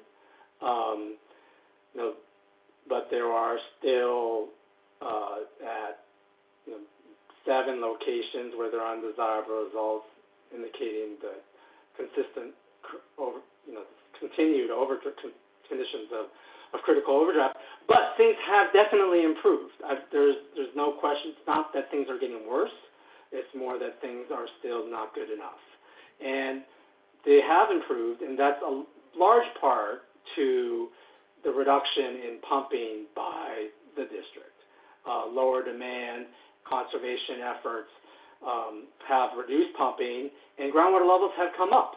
And that's why we have fewer wells that are below the minimum thresholds, below the protective elevations to prevent seawater intrusion. But because we still have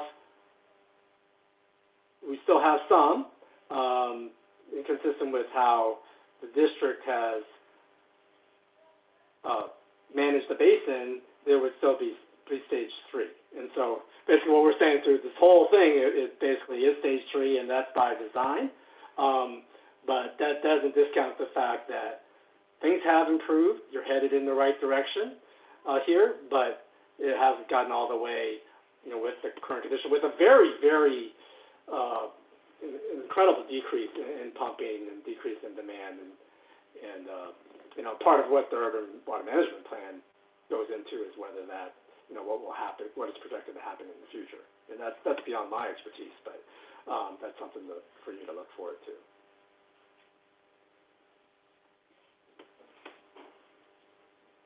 Thank you. Those were just the things I wanted to talk about. Okay. Am I up now? I think so. I know we kind of interrupted Tom. Did you have anything else? No, I'm okay. Thank you. Okay. Go ahead, Carla. Okay, Carla. Oh, okay. So yeah, I appreciate your white paper that you submitted. That was very good at explaining exactly how the GSP related to our, what we need to do for our own urban water management plan. And but I think the other key, is that, once some of these, part of this 1983, 84, 85 was that we had wells, the district had wells that were very close to the coast. And now we've moved back, we've done a significant moving of wells away from the coast so that we had some, safer years, we'll just call it safer years. But now we still have the actual problem, and the SkyTem study, the aerial study, reinforced how perilous our district's water status is. And that's why I support the additional criteria of rainfall and overdrafting as part of our emergency decision, because we're able to have a quicker response to an emergency situation and escalate the severity of our crisis before we move into potentially contaminating our production wells. That could happen really quickly if we got to that stage. Well, even the stage 4 could be perilous for our water district. I mean, at this point, the way it's described here, with 10 RMPs reporting an unacceptable, undesirable effect. And if it got to 5, our district could be totally in trouble. So I'm just thinking, especially for now, before the Pure Water Soquel is enforced, we need to be able to have a quick action to protect our aquifer. So that's all. I'm going to move along here. It's your turn, Michelle. It's my turn. By my turn, you guys have already talked about everything. So, yeah, I want to thank very good discussion. I really appreciate that. Yeah, I thank you for the Cameron and Shelley for the hard work you did on the. Yes. And Alyssa, I had one more thought. Okay, Bruce. I know it's getting late, but it seems like part of in terms of we're mixing apples and oranges a little bit. There are these long-term things like the water level at the coast is too low to keep the seawater offshore, and we know it's coming onshore, but there may be some time there, not a lot, because from the transient electromagnetic survey, it showed that it was right there. But other triggers, especially the chloride ones, I mean, those are like red flags, but they're kind of treated the same, right? So have you considered treating some of these more long-term? Maybe it's making it too complicated, but just when I actually would evaluate it, there are some triggers I would go, oh my God, that's really, really serious. Where others, it's like since the 1980s, we've had low water levels at the coast. Can we go back to the final slide, Becca, just to see the table to help with that discussion? Thank you. Thanks. I mean, you're right that they are treated the same, but there are more representative monitoring points where we're at these criteria for chloride concentrations. So in the end, there's more locations where the chloride concentration can trigger, and if anyone is not meeting that criteria, then for the criteria of a minimum threshold and their undesirable results for chloride concentrations, it becomes a stage 3, and it's easier to get to the severe stage of stage 4. But we're, with those kind of gradation, we're definitely just kind of following. We're trying to be consistent with historical practice. If the board thought there should be, you should go to the severe stage easier, then that number should be lowered. I think the number makes sense based off of kind of the current condition, because you do have a project, like you mentioned, that is meant to address the long-term condition and eliminate the undesirable results over time. It's not going to happen right away, but when Pure Water Soquel does come online, then you do have something that is going to address the issue, and that's why we will need to reevaluate how we look at all this before that comes online and have that discussion at that point. Yeah. Well, we want to keep in mind that we're in this constant here is not stage 1. Our constant at this point is stage 3 until we have that water project functional, and working. And so we need to be as conservative as possible, because I think even the melting of more ice could have effect on sea levels, and that could actually affect even the Skytown research. It could be outdated just with some super warm Arctic and Antarctic winters. I think it feels it's conservative, but it feels like an appropriate assessment of what we need to pay attention to. I agree with you, Carla. And I agree with Bruce. It is looking at 3 different measurements of severity and trying to line them up in a way that there's some consistent decision based on each one. And that's hard to do, but it's the best we got. Yes, Director Daniels. I just want to make one thing. If you look at this diagram, this table, the right-hand side is very gradual. It goes from 1 to 3 to 7 to 11 to 15, and that kind of makes sense that you don't have to have a drastic thing to move to the next higher level. Whereas the left-hand side goes from 1 to 10, so that's not very gradual at all. In fact, we only have 11 groundwater wells at all. So going to 10 means essentially every groundwater well, almost, is impacted. And so I think if I were doing this, I would make that be a little more gradual, more like the right-hand side is. Are these supposed to be groundwater wells, or are they monitoring points? Well, they could be either. In fact, that's the point that Cameron made, is that we currently have a bunch of wells, but we also have 2 saltwater violations. And so you can include them, but it means if you don't have salt, essentially you have all of the groundwater level wells going off at 10. We're not doing a stage 4, Bruce, and we're almost at 10. So. All right. But the other thing I was going to say is just that's the nice thing about the early management trigger part of things is that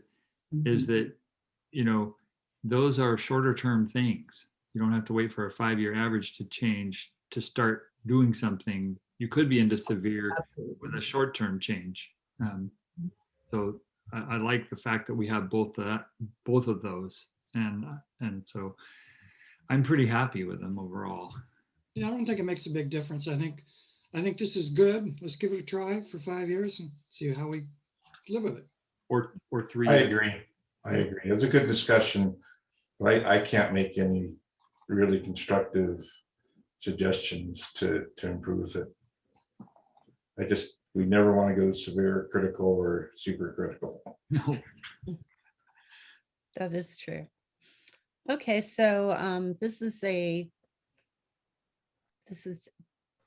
there would only be a motion. informational, right? So is Well, there a motion? Correction. So it doesn't sound like you want to see any changes. So we'll be taking this and rolling it into the water shortage contingency plan, which will be brought back as a whole to the board in April. And, you know, Sounds good. we'll put everything together, all of the pieces and all of the associated management actions and actions to reduce demand or increase supply or redistribute pumping that we'll need if we have to go to any of these stages, which we're already in a stage 3. So, you know, I think Cameron did take a look at the rainfall for the current water year, and it looks like we just fell out of a stage 3. So we'll probably, you know, end up in a 2 because we only have half of this month left in the water year based on that rainfall recharge criteria. Okay, well, thank you. Thank you. Since there's no, is there anything else? Oh, trying to hold it together here. Thank you, Cameron. Thank you, Yeah. Shelley. Very much. I know, I started to say thank you, but something happened. You're welcome. Thank you. Thanks, Cameron. Tough audience, I It'll know. move to the next agenda. That's it. Adjournment. Agenda items pulled for No items pulled. Not item 8. You're on item 8. Yeah. Let's discuss it, number 8. You want to discuss number 8? Okay. Do we need a motion to adjourn? Oh, we just need the president to say we're adjourned. We're adjourned. Thank you.